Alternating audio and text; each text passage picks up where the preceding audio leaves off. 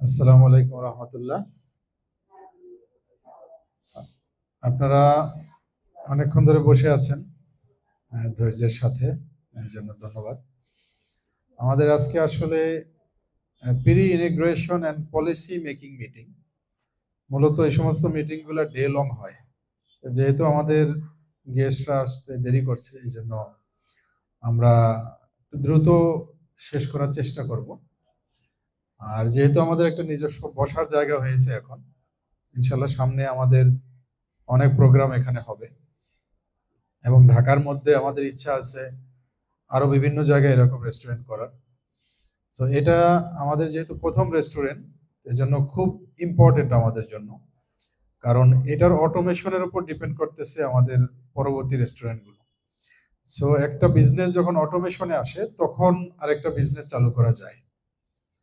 So আমি আজকে আমাদের মিটিং শুরু করার আগে আমাদের কোম্পানির একজন ডিরেক্টর, যে এমওএইচএস এর একজন ডেপুটি ম্যানেজিং ডিরেক্টর, পাশাপাশি আমাদের মেরিনোজের ম্যানেজমেন্ট কমিটির সদস্য চিফ ইঞ্জিনিয়ার আব্দুর রহমানকে আমি অনুরোধ করব কোরআন তেলাওয়াতের মাধ্যমে আজকের অনুষ্ঠানটা শুরু করার জন্য। আর পাশাপাশি আমি আরো একটু অ্যাড করতে বলবো আব্দুর রহমানকে, যে কোরআন পড়ার জন্য আব্দুর রহমান যেই প্রচেষ্টাটা চালাচ্ছেন, ইলম হাব নামে একটা একাডেমি আছে, এটার ব্যাপারেও তেলাওয়াতের পরে কিছু বলার জন্য। ধন্যবাদ স্যার। أعوذ بالله من الشيطان الرجيم بسم الله الرحمن الرحيم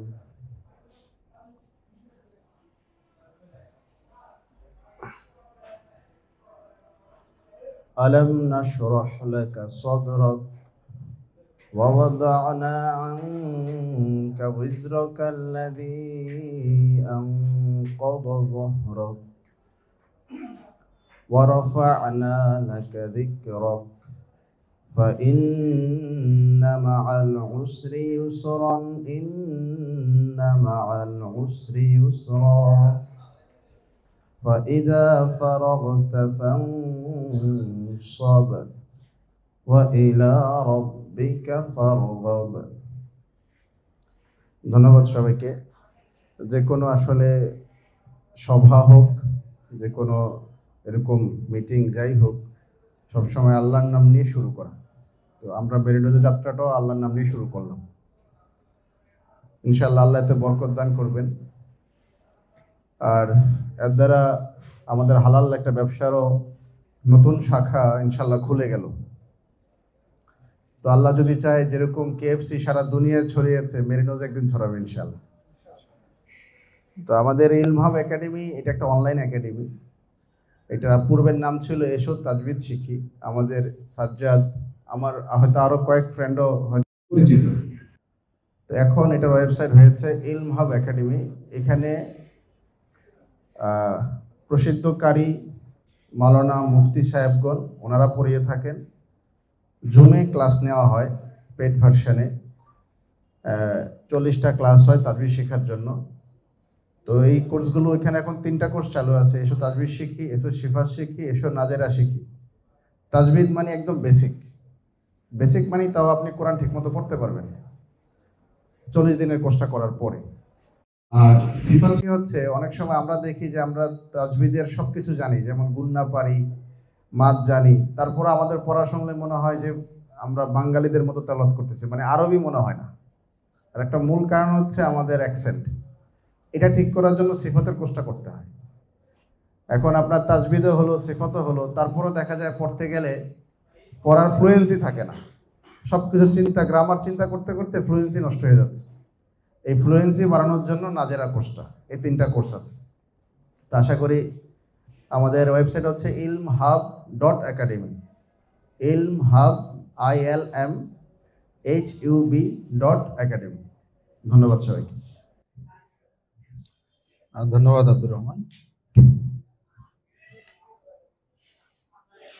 আমাদের আজকে যেই শিডিউল ছিল, আমরা প্ল্যান করেছিলাম যে অন্তত 11:30 থেকে আমরা শুরু করব, 1টা পর্যন্ত আমাদের নিজেদের মধ্যে একটা ডিসকাশন হবে, যেটা আমরা একটা পলিসি যেটা আমরা চিন্তা করেছি এটা আমরা আপনাদের সাথে শেয়ার করে আপনাদের মতামত নিব। সো এখন যেহেতু আমাদের সময় কম, তো সেই হিসেবে পলিসিটা আমি আপনাদেরকে সংক্ষেপে বলে দিচ্ছি, যেটা 3টা থেকে আবার আমাদের লাইভ সেশন হবে, যাতে বাইরে যারা আছে তারাও এটা জানতে পারে এবং এটা রেকর্ডেড থাকে। সো আমাদের কোম্পানিটা যেহেতু অনেক বড়, আলহামদুলিল্লাহ, মানে মেরিনাস গ্রুপ যেটা, আর যে কোনো একটা কোম্পানি যখন বেস দাঁড়ায় তখন ওইটার উপর ভিত্তি করে আর অনেক কিছু দাঁড় করানো যায়, কিন্তু ওই যে বেসটা, এটা থেকে কিন্তু অনেক সময় প্রফিটটা আসে একটু দেরিতে। কারণ আমরা জানি যে যেই গাছে ফল আসে দেরিতে, সেই গাছে কিন্তু ফল দেয় অনেক দিন। তো ঠিক একইভাবে আমাদের মেরিনাস গ্রুপের যে সেটআপ, এই সেটআপটা কিন্তু শুধুমাত্র মানে একটা স্টক বিজনেস বা একটা মুদির দোকান মানে এরকম সেটআপ না। আমাদের কিন্তু বলতে গেলে এটা একটা গ্লোবাল সেটআপ, মানে এটা শুধু বাংলাদেশ বলবো না, এটা একটা গ্লোবাল সেটআপ, যেহেতু এখান থেকে আমরা এক্সপোর্ট ইম্পোর্টের জন্য প্ল্যান রেখেছি। আর বাংলাদেশের মধ্যে সবচেয়ে টাফের যেটা, সেটা হলো নিজস্ব একটা ডিস্ট্রিবিউশন চ্যানেল তৈরি করা। এখন দেখা যায় কর্পোরেট বিজনেসের দিকে যদি আমরা তাকাই, ধরেন আপনি মেঘনাতে প্রোডাক্ট দিবেন বা অলিম্পিকে দিবেন বা আকিজে দিবেন, এমন এমন প্রোডাক্ট আছে যেগুলো দেখা গেছে আপনি তাদের কাছে মান্থলি 50 কোটি 100 কোটি টাকা তাদের কাছে বিক্রি করতে পারবেন। এখন যদি আমি টাকার অঙ্কে চিন্তা করি, এই বিজনেসগুলা টাকার অঙ্কে মনে হয় অনেক বেশি, কিন্তু এই বিজনেসগুলো আপনার আমার কন্ট্রোলে না। যে কোনো সময় মেঘনা, অলিম্পিক, আকিস বলে দিতে পারে যে আপনার থেকে আর নিব না, আমরা ভালো সাপ্লায়ার পাইছি। তাই এই ধরনের বিজনেসগুলোতে প্রফিট আসে, কিন্তু এই বিজনেস সাস্টেইনেবল না। আপনি স্টক বিজনেস করতেছেন, ধরেন এখন স্টক বিজনেসে আপনি ভুট্টা কিনে রাখলেন, সরিষা কিনে রাখলেন, পেঁয়াজ কিনে রাখলেন, কিন্তু কোনো বছর দেখা গেছে লাভ করছেন, কোনো বছর লাভ করেন নাই বা নষ্ট হয়ে গেছে। এরপরে ধরেন স্টক বিজনেসে অনেক ধরনের সিন্ডিকেটও থাকে, তার মানে এই কোনো বিজনেসই আপনার আমার কন্ট্রোলে না। এক বছর হবে আর এক বছর নাও হইতে পারে। কন্ট্রোলে যে বিজনেসগুলা, সেই বিজনেসগুলো হলো যখন সেলসটা আপনার নিজের হাতে থাকবে। প্রোডাকশন কন্ট্রোল যদি থাকে তাহলে বিজনেস আপনার পুরোপুরি কন্ট্রোলে না, একটা পার্ট কন্ট্রোলে আসছে। কিন্তু প্রোডাকশন এন্ড সেলস দুইটাই যখন কন্ট্রোলে আসবে, তখন হবে ওইটা একটা সাস্টেইনেবল প্ল্যাটফর্ম। আমাদের যেমন আল্লাহর রহমতে প্রোডাকশন পুরোপুরি কন্ট্রোলে চলে আসছে, সেল যেটা সেটা আমাদের কন্ট্রোলে আছে। এখন এটা আমরা পরিধি বাড়াচ্ছি, পুরা বাংলাদেশে আমরা এটার একটা সেটআপ দিতেছি, যে অলিম্পিকের মতো, মেঘনার মতো কেউ যেন কখনো বলতে না পারে যে না, আমরা অন্য লোক পেয়েছি আর নিব না। তো এটা কিভাবে সেটআপটা দিচ্ছি, যে এই যে 64টা ডিস্ট্রিক্ট, এই 64টা ডিস্ট্রিক্টের যে প্রত্যেকটা থানা, এই প্রত্যেকটা থানায় দেখা গেছে একজন দুইজন করে ডিলার দিয়ে দিয়ে আমরা সেখানে নিজস্ব সেলস রিপ্রেজেন্টেটিভের মাধ্যমে প্রোডাক্ট পৌঁছাই দিতেছি একদম দোকানদারের হাতে। আমাদের রিলেশনটা হইতেছে পুরোপুরি দোকানদারের সাথে। সো আমাদের যে সফটওয়্যার আছে, এই সফটওয়্যারের মাধ্যমে আমরা যে দোকানদারদেরকে লিস্ট করতেছি, এখানে আস্তে আস্তে একটা ডিস্ট্রিবিউশন চ্যানেলে প্রায় 2.5 থেকে 3 লক্ষ দোকান থাকবে, যেখানে আমরা যদি কোনো প্রোডাক্ট তৈরি করি, সেই প্রোডাক্ট এই 2.5 থেকে 3 লক্ষ দোকানে পৌঁছানোর সম্পূর্ণ কন্ট্রোল থাকবে আমাদের হাতে। এই জিনিসটাই হলো আপনার সাস্টেইনেবল বিজনেসটাকে এনশিওর করবে, এবং এটা দাঁড় করানো অনেক কঠিন। যেটা প্রাণের ওই সময়ে প্রাণের লাগছে, যখন কম্পিটিশন এত ছিল না, তখন প্রাণের লাগছে হলো 8 ইয়ার্স। আফটার 8 ইয়ার্স তারা একটা ডিস্ট্রিবিউশন চ্যানেল করতে পারছে। তো সেই হিসেবে আমাদের এখন চলতেছে 3 ইয়ার্স। এই 3 ইয়ার্সে আমরা কিন্তু আপনার অলরেডি সফটওয়্যারে চলে আসছি। দ্যাট মিনস আমরা প্রত্যেকটা প্রোডাক্ট বাই প্রোডাক্ট, দোকান বাই দোকান মনিটর করতে পারতেছি এখন। এরপরেও যেহেতু আমাদের এখানে ফাইন্যান্সটা একটু অন্যরকম, অন্যরকম বলতে আমরা কিন্তু মেরিনার্স ছাড়া অন্য কারো কাছ থেকে, বিশেষ করে মেরিনার্স গ্রুপের যে ডিরেক্টরশিপ, সেখানে ফাইন্যান্স আমরা নেই না। আমাদের কিন্তু ব্যাংকের অফার আছে, মেরিনের বাইরে অফার আছে, কিন্তু আমরা সেখানে যাচ্ছি না। সো এখানে দুর্বল ফাইন্যান্স নিয়ে আমরা কিন্তু অনেক দূর আগাইছি। তারপরেও আপনারা জানেন যে আমরা যেন না দাঁড়াইতে পারি, সেই জন্য অনেক ধরনের প্রোপাগান্ডা চলতেছে এবং আমাদের ভিতর থেকেই অনেকে আমাদেরকে টেনে ধরতেছে। তাই আল্লাহ তাআলা যদি চান তাহলে তো কেউ থামাতে পারবে না, কারো পক্ষে সম্ভব না। এই জন্য আমি সবসময় যেটা বলি যে আল্লাহ যদি চান তাহলে 1 - 1 = হবে 2। মানুষ দেখবে যে পাবনা ফ্যাক্টরি আটকাই দিয়ে এদেরকে থামাই দিব, এদিক দিয়ে সিরাজগঞ্জের ফ্যাক্টরি পাবনার চেয়ে বড় হয়ে যেতেছে। সো আল্লাহ যদি কবুল করেন, দুনিয়ার কারো পক্ষে সম্ভব না এটাকে থামানো। তা আমাদের ভিতরে মোটিভেশন থাকবে কি, যে আমরা যেটা করতেছি it is not only a business, এটা আমাদের জীবনের একটা উদ্দেশ্য, যে আমরা একটা সুদমুক্ত প্ল্যাটফর্ম করব। এটাকে একটা চ্যালেঞ্জ হিসেবে নিছি আমরা সবাই।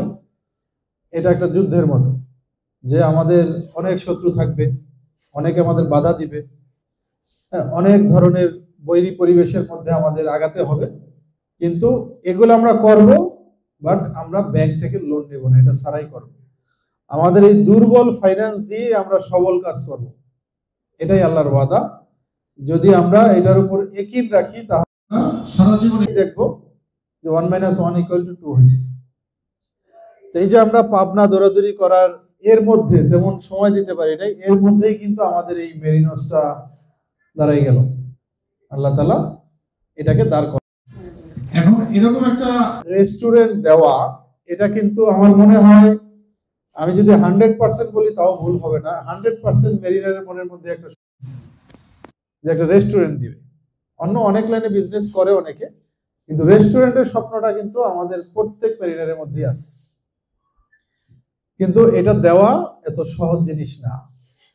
যারা চেষ্টা করছে, দিছে, ধরে রাখতে পারে নাই, এখনো অনেকে দিছে, খুব অল্প সংখ্যক যারা দেখা গেছে তো দেশে থাকতেছে অথবা পার্টনারদের মধ্যে খুব বিশ্বস্ত কাউকে পাইছে, তাদের হয়তো দুই একটা টিকে আছে, বাকি কিন্তু আর টিকে নাই। এখন মেরিনার্স গ্রুপের কথা এখানে বলার উদ্দেশ্য হলো এটা, এই যে মেরিনার্স গ্রুপ একটা সেন্ট্রাল কন্ট্রোল সিস্টেম করছে, যেটার কারণে আজকে মেরিনোজের সমস্ত কিছু দাঁড়াই যাচ্ছে, আমরা খুব বেশি একটা টেরও পাইতেছি না। এটা কিন্তু আমাদের যেহেতু ফুড কোম্পানি, আমাদের ফুড কোম্পানির যে ফুডের সেগমেন্ট, এখানে যে কোয়ালিটি কন্ট্রোল অফিসাররা আছে, এখানে যে R&D ডিপার্টমেন্ট আছে, রিসার্চ এন্ড ডেভেলপমেন্ট ডিপার্টমেন্ট আছে, এই তাদের আন্ডারেই কিন্তু আমরা এই মেরিনোসটাকে দিয়ে দিচ্ছি। সো তারাই এটাকে আস্তে আস্তে ডেভেলপ করতেছে এবং আরো করবে। আমরা যে রেসিপিগুলো এখানে প্রিলিমিনারি অবস্থায় দিব, ওখান থেকে কিন্তু আরো অনেক ধরনের রেসিপি এই মেরিনার্স গ্রুপের এই যে রিসার্চ এন্ড ডেভেলপমেন্ট যে শাখাটা বা এই যে ল্যাবটা, এখান থেকে অনেক প্রোডাক্ট বা অনেক আইটেম এখানে যোগ হবে। এবং শুধু তাই না, সবচেয়ে বড় একটা চ্যালেঞ্জ হলো স্টাফ ম্যানেজমেন্ট, যেটার কারণেই মেরিনাররা কোনো রেস্টুরেন্ট দিলে ফেল করে, যে বাবুর্চি কাকে নিবে, ম্যানেজার কাকে নিবে, আরো যে বিভিন্ন ধরনের প্রবলেমগুলো হয়। এখন এই জিনিসটাও আমরা কিন্তু দিয়ে দিচ্ছি মেরিনার্স গ্রুপের যে এইচআর যে ডিপার্টমেন্ট আছে, এই ডিপার্টমেন্টের আন্ডারে। এখন তারাই এখানে কুক নিতেছেন, তারাই ম্যানেজার নিতেছেন, তারাই ইন্টারভিউ দিয়ে দিয়ে সব নিয়ে নিতেছেন। আমি কিন্তু খুব বেশি একটা এখানে সময় দিতে হইতেছে আমার তা না, এই যে সেন্ট্রাল কন্ট্রোলে চলে আসছে। তবে আমাদের যেটা করতে হইতেছে, মেরিনার্স গ্রুপের যে সেন্ট্রাল যেটা দিয়ে কন্ট্রোল করি, আমাদের সেটাকে দেখতে হচ্ছে, যে এখান থেকে সবকিছু এখানে যে আসতেছে মূল সোর্সটা ঠিক আছে কিনা। এই মূল মেরিনার্স গ্রুপকে যদি আমরা শক্তিশালী করি, এই সোর্স যদি ঠিক থাকি, তাহলে বলবো আমরা যে এই মেরিনোস যেহেতু প্রথম, এটা আমাদের রেসিপিটা অটোমেশনে আসার আগ পর্যন্ত একটু সময় লাগবে। যখনই আমরা দেখবো কাস্টমাররা আমাদের রেসিপিটা পছন্দ করে ফেলেছে, এরপরে এই ধরনের মেরিনোজের আমার মনে হয় ঢাকার মধ্যে আমাদের 20টা ব্রাঞ্চ হতে সর্বোচ্চ 1 বছর লাগবে ইনশাআল্লাহ, অনলি 1 ইয়ার। এই কারণে হলো এই শাখাটা আমাদের জন্য খুব ইম্পর্টেন্ট। আর পরবর্তী আমরা ঢাকার বাইরে যদি যাই, প্রত্যেকটা জায়গায় একই সিস্টেম। এমনকি আমরা এমন ভাবে করব সেন্ট্রালি যে আমাদের এক কুক এক ব্রাঞ্চ থেকে আরেক ব্রাঞ্চে আমরা ট্রান্সফার করব, আমাদের এক ম্যানেজার এক জায়গা থেকে আরেক জায়গায় ট্রান্সফার করব। হ্যাঁ, এক জায়গায় একটু কাজের চাপ বেশি, স্টাফ সেখানে বেশি প্রয়োজন কিছু দিনের জন্য, আমরা এক ব্রাঞ্চ থেকে আরেক ব্রাঞ্চে ট্রান্সফার করতে পারবো। এই জন্য সেন্ট্রালি যখন পুরো জিনিসটা থাকবে, আমরা ওই কর্মচারীদের সাথে চুক্তি করবো এইভাবে, আমাদের যে কোনো ব্রাঞ্চে বললে যেতে হবে তাদেরকে। এই জন্য বিজনেস যখন বড় হয় তখন বিজনেস কন্ট্রোল করা ইজি হয়। অনেকে বলো যে এত কিছু করতেছি, এখানে সিরাজগঞ্জে ফ্যাক্টরি করছি, এখানে মেরিনোস করছি, এখানে আবার সময় বেলা করতেছি, এখানে আরো বিভিন্ন কিছু করতেছি। এটা যদি বড় সেট আপে না করে তাহলে ছোট বিজনেস নিয়ে ওইটা নিয়ে হামাগুড়ি খেতে থাকবে সারা জীবন, আর কোনো কিছু করতে পারবে না। কিন্তু এটা করার সময় এই যে রিস্ক, যেটা রিস্ক লাইফে নিতেই হবে, এই রিস্কের পিরিয়ডটা পার হয়ে যখনই এটা অটোমেশনে আসবে তখন বেসিক্যালি আমাদের আর কাজ নাই, তখন কাজ হলো শুধু নেটওয়ার্কিং। নেটওয়ার্কিং বলতে এই যে দেখা গেছে বাংলাদেশের যে প্রেক্ষাপট, প্রশাসনের নেটওয়ার্ক, আর্মির নেটওয়ার্ক, রাজনীতিবিদদের নেটওয়ার্ক, মেরিনার নিজেদের মধ্যে নেটওয়ার্ক, ফাইন্যান্সের জন্য নেটওয়ার্ক, এগুলো নিয়ে পিকনিকে যাওয়া, এগুলো নিয়ে গেট টুগেদার করা। মানুষ দেখবে এরা খালি ঘুরেই বেড়ায়, কিন্তু বিজনেসটা তখন ওইটার মধ্যেই। ওই পর্যায়ে যাওয়ার আগ পর্যন্ত আমাদের প্রত্যেককে কাজ করতে হবে। এখন যারা এই সময়টায় কাজ করবে তারাই কিন্তু আমাদের মেরিনাস গ্রুপের, মেরিনোজের দুঃসময়ের বন্ধু। কিন্তু পরবর্তীতে যারা দেখবে কোম্পানি প্রফিট দিতেছে, ব্রেক ইভেনে আসছে, তারা কিন্তু দুঃসময়ের বন্ধু না, এবং তারা কিন্তু কখনোই এখানে ডিরেক্টর হিসেবে আসতে পারবে না। They will be share holder. এটা আমি আজকে বলে দিচ্ছি। যখনই আমাদের সিরাজগঞ্জের ফ্যাক্টরিটা অটোমেশনে চলে আসবে, ইনশাল্লাহ খুব বেশি দিন লাগবে না, 1 কি 2 মাস, তারপর থেকে এখানে আর কেউ ডিরেক্টর হিসেবে আসতে পারবে না। হ্যাঁ, তারা যদি আসে তারা শেয়ার হোল্ডার হিসেবে আসবে। এখন আমাদের মেরিনোজের যে পলিসিটা আমরা মেক করছি, যেহেতু আমাদের মেরিনোজে মেরিনারের বাইরেও আরো লোকজন আসবে, কারণ আমরা চাচ্ছি সুদমুক্ত এই প্ল্যাটফর্মটায় যাতে মেরিনের বাইরেও অন্যরা সংযুক্ত হতে পারে। কারণ সুদমুক্ত ব্যবসা করার অধিকার শুধু মেরিনারদেরই থাকবে এরকম না, বাইরের তারাও যেন আসতে পারে। সেই জন্যই মূলত আমরা আরেকটা সেগমেন্ট করলাম, যেটা সরাসরি মেরিনাস গ্রুপের প্রফিট ডিস্ট্রিবিউশনের সাথে সম্পৃক্ত না। নেট প্রফিট ডিস্ট্রিবিউশনে মেরিনোস বা এই ডিপার্টমেন্টটা এটার সাথে সম্পৃক্ত থাকবে না। তাহলে এটা কিভাবে থাকবে? এই মেরিনাস গ্রুপ যে একটা সার্ভিস দিতেছে, এটা আমরা 3-4 মাস যাওয়ার পরে আমরা ইভ্যালুয়েট করব যে এটার কারণে এই মেরিনোস থেকে কত টাকা অথবা কত পার্সেন্ট মেরিনা গ্রুপকে মেরিনোস দিবে। এটা আমরা 3-4 মাস যাওয়ার পরে ডিসাইড করব যে এই সার্ভিসটা দিতেছে এই কারণে এটা মেরিনাস গ্রুপকে দিবে।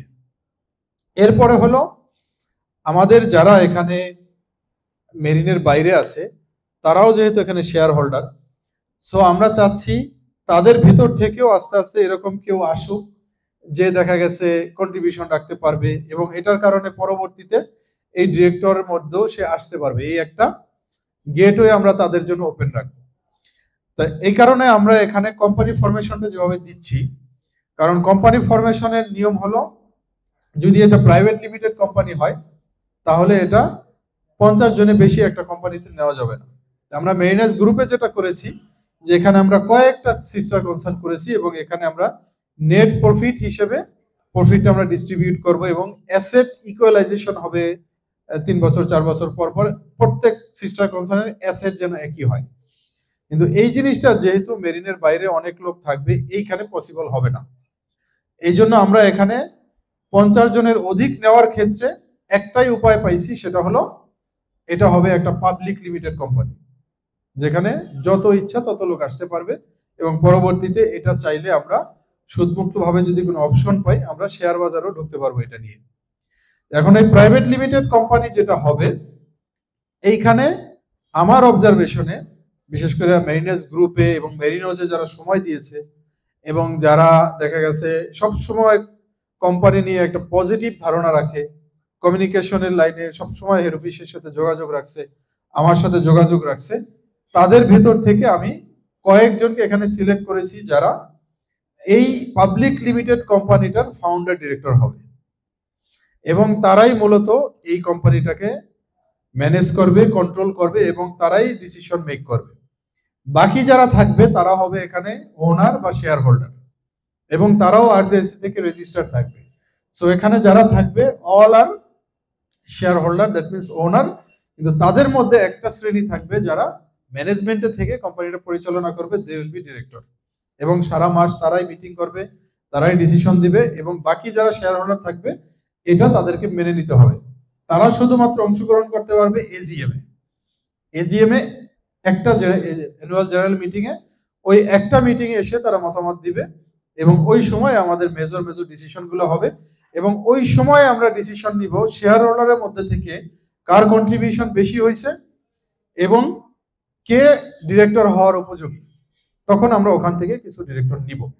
আর যারা ডিরেক্টর হিসেবে এখন থাকবে তাদের ভিতর থেকে আমরা যেই গুণটা দেখছি, আমরা কিন্তু এখানে টাকার মানদণ্ডে বিচার করি নাই, আমরা এখানে যেই গুণটা মেইন দেখছি সেটা হলো ওই লোকটা কোম্পানির প্রতি কতটুকু পজিটিভ, ওই লোকটা অন্য যারা শেয়ার হোল্ডার আছে বা যারা এখানে ইনভলভ আছে তাদের প্রতি কতটুকু পজিটিভ, ব্যবসা নিয়ে কতটুকু পজিটিভ, আল্লাহ তাআলার যে ওয়াদা সেটার উপর কতটুকু পজিটিভ, এই পজিটিভিটি আছে কিনা এটাকে আমরা প্রায়োরিটি দিয়া এখানে আমরা লোকজন নিচ্ছি।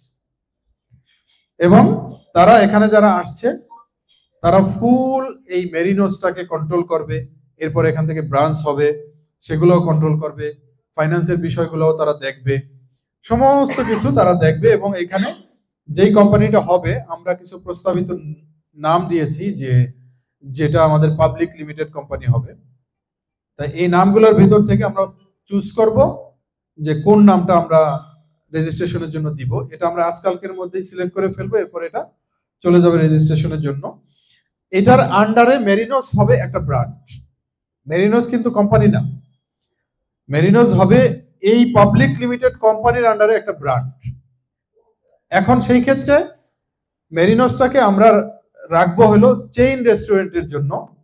যেমন কেএফসি নাম বললেই তারা বুঝতে পারে যে এই কেএফসিটা কি কারণে বানানো হয়েছে এবং কেএফসি তে কি করা হয়।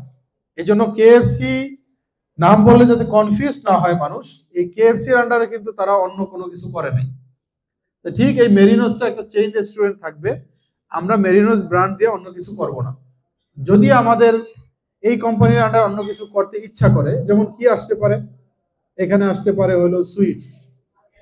এখন আমরা সুইটস দিয়ে একটা আউটলেট করব, এটার জন্য আমরা আরেকটা আলাদা ব্র্যান্ড দিতে পারি, মেরি সুইটস বা এই টাইপের যে কোনো কিছু আমরা দিতে পারি। এটা নিয়ে আমরা পরে আবার ডিসকাস করব। আবার দেখা গেছে পেস্ট্রি আসতে পারে, এটার আন্ডারে আমাদের ক্যাটারিং ডিপার্টমেন্ট আসতে পারে, এটার আন্ডারে আমাদের রেস্টুরেন্ট সাপ্লাই আসতে পারে, যে রেস্টুরেন্টে যা যা লাগে আমরা এই জিনিসগুলো দিই এখানে। তা আমরা যখনই দেখবো যে না আমাদের ডিরেক্টররা বা আমাদের ফুল সিস্টেমে এমন আমরা যোগ্য লোক পেয়েছি যারা এটাকে ধরে রাখতে পারবে, তখন আমরা একটা সেগমেন্ট করব। তাই এই জন্য এই যে আমরা এখানে 100 জন নিব ডিরেক্টর সহ, এই 100 জন কিন্তু এখানে এই পরবর্তী যেই ব্র্যান্ডগুলো আসবে এই সবগুলার তারা প্রয়োজনে ফাইন্যান্স করবে। এখন যদি তারা না পারে তখন আবার এখানে নতুন শেয়ার হোল্ডার ঢুকবে। এখন আগে যারা শেয়ার হোল্ডার আসছিল তাদের এখানে 1 লক্ষ টাকা এক একটা শেয়ার, কিন্তু দ্বিতীয় ব্রাঞ্চে যারা শেয়ার হোল্ডার হিসেবে আসবে সেখানে আমি যদি বলি যে না এখানে আমি শেয়ার ছাড়লাম হলো সাপোজ 200, এখন 200 শেয়ার ছাড়লে যারা আগের আছে তারা 1 লাখ টাকা করে শেয়ার নিতে পারবে দ্বিতীয় ব্রাঞ্চেও, কিন্তু ওই দ্বিতীয় ব্রাঞ্চে নতুন যারা আসবে তারা শেয়ার নিতে হবে তাদের 1.5 লাখ টাকা করে। ওই 1.5 লাখ টাকায় তারা 1 লাখের প্রফিট পাবে, কারণ তারা দ্বিতীয় ব্রাঞ্চে আসছে। তৃতীয় ব্রাঞ্চে গেলে তখন কি হবে, তখন হলো যারা প্রথম এবং দ্বিতীয় ব্রাঞ্চে আছে তারা হলো 1 লাখ এবং 1.5 লাখ করে নিবে। যদি নতুন শেয়ার হোল্ডার ওইখানে আমাদের নিতে হয় তখন হয়তো সে 2 লাখ করে নিবে, বা এটা এমনও হইতে পারে যে ডিমান্ড বেশি তখন সে একটা শেয়ার 5 লাখ দিয়েও নিতে পারে। যেখানে প্রথমে যে যারা ছিল এই মেরিনোজে তারা হয়তো ওখানে 1 লাখ দিয়ে শেয়ার নিবে, কারণ তারা এই যে 1 লাখ দিয়ে যে নেওয়া শুরু করছে এভাবেই চলতে থাকবে তাদের। আর দ্বিতীয় ব্রাঞ্চে যারা আসবে তাদের 1.5 লাখ দিয়ে শুরু হবে, এই 1.5 লাখ দিয়ে চলতে থাকবে, কিন্তু প্রফিট কিন্তু সেম। এটা কি জন্য, যাতে দ্বিতীয় ব্রাঞ্চের কাউকে প্রথম ব্রাঞ্চের কেউ বলতে না পারে যে তুমি পরে আসছো আমি আগে আসছি। তখন দ্বিতীয় ব্রাঞ্চের লোক কি বলবে, যে আমি পরে এসে আমি টাকা বেশি দিয়ে ঢুকছি। তার মানে আমি এই যে পেছনে যেই টাকাটা তোমরা পাইছো বা যেই টাকাটা আমার 6 মাস পরে গিয়ে লাগছে বা 1 বছর পরে গিয়ে লাগছে, আমি কিন্তু ওই সমপরিমাণ টাকা বা তার চেয়ে বেশি টাকা আমি দিয়েই ঢুকছি। একটা সমতা চলে আসবে। আবার পরবর্তীতে আমাদের নিজেদের মধ্যে ব্রাঞ্চ বাড়ানোর ক্ষেত্রে দেখা গেছে ওইখানে আবার এমন হইতে পারে যে এই ব্রাঞ্চটায় ফিজিক্যালি শ্রম দেওয়ার ক্ষেত্রে সবচেয়ে বেশি শ্রম দিতে হলো আমাদের 41st ব্যাচের ক্যাপ্টেন এইচ.এম. আলামিন। এখন আলামিনের বাসা এখানে, এই কারণেই কিন্তু আমরা মিরপুরে এটা শুরু করি। তা না হলে কিন্তু আমাদের প্রথম ইচ্ছা ছিল বেলি রোডে। এখন বেলি রোডে আমরা সুইটেবল না পাওয়াতে চিন্তা করলাম কোথায় করা যায়, তখন সেকেন্ড অপশন হিসেবে আলামিনের কারণে আমরা এখানে আসলাম। এখন এরকম দেখা গেছে আমরা উত্তরাতে কাউকে পেলাম যে আমি 3 মাস আছি, এই 3 মাস আমি এটা দেখতে পারবো। যেহেতু আমাদের সেন্ট্রাল ম্যানেজমেন্ট সিস্টেম বা আমাদের ম্যানেজ গ্রুপ থেকেই কন্ট্রোল হবে, কিন্তু এই যে সেট আপটার টাইমে যখন একটু দৌড়াদৌড়ি করা লাগে, এই টাইমটাই থাকলেই হয়। যেমন ও 5 তারিখে চলে যাবে, এখন যেমন ও চলে গেলে আর সমস্যা নাই, এটা আমাদের সেন্ট্রাল কন্ট্রোলে চলে আসছে। কেনাকাটা এই সমস্ত দৌড়াদৌড়িতে ও যেহেতু ছিল, এগুলোতে চলে আসছে। তো ঠিক সেম একইভাবে আমরা অন্য যে কোনো জায়গায় নতুন ব্রাঞ্চ খুললে যখনই দেখবো আমাদের একজন মেরিনার আছে, আমরা তাকে বেস করে আমরা সেখানে খুলতে পারবো এবং ফান্ডিংটা আমরা তখন আবার নতুনভাবে করবো। তো এটা আমরা দ্বিতীয় ব্রাঞ্চটা খুলতে আমরা একটু সময় নিব, কারণ হলো আমাদের এই ব্রাঞ্চটা অটোমেশনে আসতে হবে। কারণ আমরা এটা যেহেতু সফটওয়্যার দিয়ে চালাবো, আমাদের সফটওয়্যার অলরেডি কাজ চলতেছে, সফটওয়্যার মোটামুটি ইনস্টলেশনের কাজ শেষ, এটা আমরা খুব শীঘ্রই এখানে নিয়ে আসবো এবং পরবর্তীতে ওখানে যত ধরনের সফটওয়্যারে আমাদের রেসিপি দেওয়া, আমাদের যে প্রোডাক্টগুলো দেওয়া বা আইটেমগুলো দেওয়া, এগুলো আমরা সফটওয়্যার থেকেই পুরোটা কন্ট্রোল করবো। এবং সফটওয়্যারটা হবে এরকম যে এখানে যদি আমরা কাঁচামাল দিয়ে দিই যে কি কেনাকাটা করলাম, এটা সফটওয়্যারে দিয়ে দিলে এটা কোথায় গেল এটার জবাবদিহিতা এখানে আমাদের কিচেন থেকে দিতে হবে। তো এই জন্য আমরা যদি আমাদের ইনভেন্টরিটা ঠিক রাখি বা আমাদের ক্রয়ের সময় এন্ট্রিটা ঠিক রাখি, তাহলে পরবর্তীতে কিন্তু আমাদের এটার জন্য আর তেমন কোনো হ্যাসেল পোহাইতে হবে না। তাদের বলতে হবে এত কেজি গরুর গোশ কিনছি, এটা কোথায় গেল, আমাদের দিতে হবে। এবং এটা থেকে কতটুকু আউটপুট আসতে পারে এটারও একটা ধারণা আমাদের মোটামুটি আছে। এই জন্য যে বলে যে বিভিন্ন জায়গায় বিভিন্ন সময় বিভিন্ন মিসম্যানেজমেন্ট হয়, এটা সফটওয়্যার নিলে এটা সম্ভাবনা খুব কম। তারপরেও আমাদের এখানে সফটওয়্যার প্লাস প্র্যাকটিক্যাল যেই আরওবি, এটা কিন্তু মাঝে মাঝে এখানে অডিট হবে এবং এই অডিট টিমে এই ডিরেক্টরদের মধ্যে থেকে তারা থাকবে। আর শেয়ার হোল্ডারদের মধ্যে থেকে যারা ভলান্টিয়ার, যে না আমরা দেখতেছি যে এই ছেলেটা বা ইনি খুব ভালো এখানে কন্ট্রিবিউশন রাখতেছে, তখন আমরা তাকে পিক করব। তখন তাকে আমরা আস্তে আস্তে পিক করে তাকে আমরা আমাদের গ্রুপে নিয়ে, হোয়াটসঅ্যাপ গ্রুপে নিয়ে নেব। এরপর যদি দেখি যে না অনেক ভালো তার থেকে আউটপুট আসতেছে, আমরা তখন তাকে ডিরেক্টর বানিয়ে ফেলবো। সো আমরা চাচ্ছি আমাদের ভেতর থেকে লিডার আসুক, কারণ যেহেতু সেগমেন্ট বড়, এই ডিরেক্টরাই তখন দেখা গেছে এক একটা জায়গায় তারা এক একটা ডিপার্টমেন্ট নিয়ে বসবে। এগুলো কিন্তু অনেক বড় ইন্ডাস্ট্রি, এই একটা চেইন রেস্টুরেন্ট অনেক বড় ইন্ডাস্ট্রি। কেএফসির দিক তাকাইলে বুঝতেছেন আপনারা, হ্যাঁ, শত শত হাজার হাজার ব্রাঞ্চ আমরা ইনশাল্লাহ খুলতে পারবো এবং দেশের বাইরেও যেহেতু আমাদের নেটওয়ার্ক আছে, সেটা আমাদের জন্য খুব বেশি কঠিন কিছু হবে না ইনশাল্লাহ। এবং প্রত্যেকটা ব্র্যান্ড বা প্রত্যেকটা সেগমেন্টের জন্য কিন্তু আলাদা আলাদা চেইন হিসেবে করা যায়। যেমন ক্যাটারিং, এটা শুধু মিরপুরেই থাকবে না, ক্যাটারিংও পুরো ঢাকার মধ্যে ছড়াই দেওয়া যাবে। সো অনেক বিগ একটা ইন্ডাস্ট্রি এটা। সো এটার যখন আমরা ফ্র্যাঞ্চাইজ দিব বা এটার অন্য কাউকে যখন আমরা এই নামটা ইউজ করে আমাদের এই প্রোডাক্ট তারা ব্যবহার করবে, তখন কিন্তু আমরা তাদের সাথে একটা পার্সেন্টেজে যাব যে না আপনার প্রফিটের এত পার্সেন্ট বা বিক্রির এত পার্সেন্ট আমাদেরকে দিতে হবে। তখন ওইটা আবার গিয়ে অ্যাড হবে আমাদের এই মেরিনোজ যে কোম্পানির আন্ডারে থাকবে, এই কোম্পানিতে অ্যাড হবে ওইটা, এই প্রফিটটা যেটা আমাদের যেই নেট প্রফিট আমরা বের করব সেখানে এটা গিয়ে অ্যাড হবে এবং তখন ওইটা সহ ডিস্ট্রিবিউট হবে। আর যদি আমরা নিজেরা ব্রাঞ্চ দিই এটার মতো, যেমন এটা কমপ্লিটলি আমাদের, থার্ড পার্টি কেউ এখানে ইনভলভ না, সেটা এটার মতোই পরিচালিত হবে। এখন আসেন এখানে যারা ডিরেক্টর হিসেবে থাকবে, তারা এখানে সময় দিবে, শ্রম দিবে, ফুল সিস্টেমটাকে দেখবে। এখন তারা এখান থেকে কি পাবে? নর্মালি আমাদের শরিয়াতের যে নিয়ম, সেটা হলো কেউ যদি ইনভেস্ট করে এবং কেউ যদি শ্রম দেয়, সেক্ষেত্রে নিয়ম হলো 50-50। বিশেষ করে এই ধরনের বিজনেস যেখানে শ্রম বেশি লাগে। আবার ধরেন স্টক বিজনেস যেখানে শ্রম লাগে না, টাকা দিছে, সে হয়তো জাস্ট গোডাউনে রেখে দিছে, হয়তো দেখাশোনা করছে, সেটার কারণে দেখা গেছে একটা পার্সেন্ট দেয়। কিন্তু এই ধরনের বিজনেস যেটা অনেক মাথা খাটাইতে হয়, যে উত্তর একটা ব্রাঞ্চ দিবে, যখন বলা হবে তখন কিন্তু এখানে স্টাডি, ফিল্ড স্টাডি করা, সেখানকার অনেক কিছু নিয়ে তখন সময় দিতে হয়। যেমন এটার ক্ষেত্রে দেওয়া হয়েছে, প্রচুর পরিমাণে দৌড়াদৌড়ি করতে হয়েছে, দিতে হয়েছে। তো এই যে ডিরেক্টর যারা এটা করবে তারা কি পাবে? এখন এখানে নিয়ম যেটা সেটা হলো 50%, বাট আমরা এখানে 50% করব না, আমরা এখানে আরো কম করব। কি কারণে? কারণ হলো যারা এখানে মেরিনার আছে মানে তারাও তাদের জায়গা থেকে একটু ছাড় দিবে। এখন এই ছাড় দেওয়ার উদ্দেশ্য হলো এটা যে যাতে আপনারা ইনভেস্টটাকে গুরুত্ব দেন। কারণ আপনারা যারা শেয়ার হোল্ডার আছেন, আপনারা কিন্তু শুধু ইনভেস্ট করে বা একটু ইনভেস্টের লাইনে কাজ করলে হয়ে যাচ্ছে, ফিল্ডে আপনাদের কাজ নাই।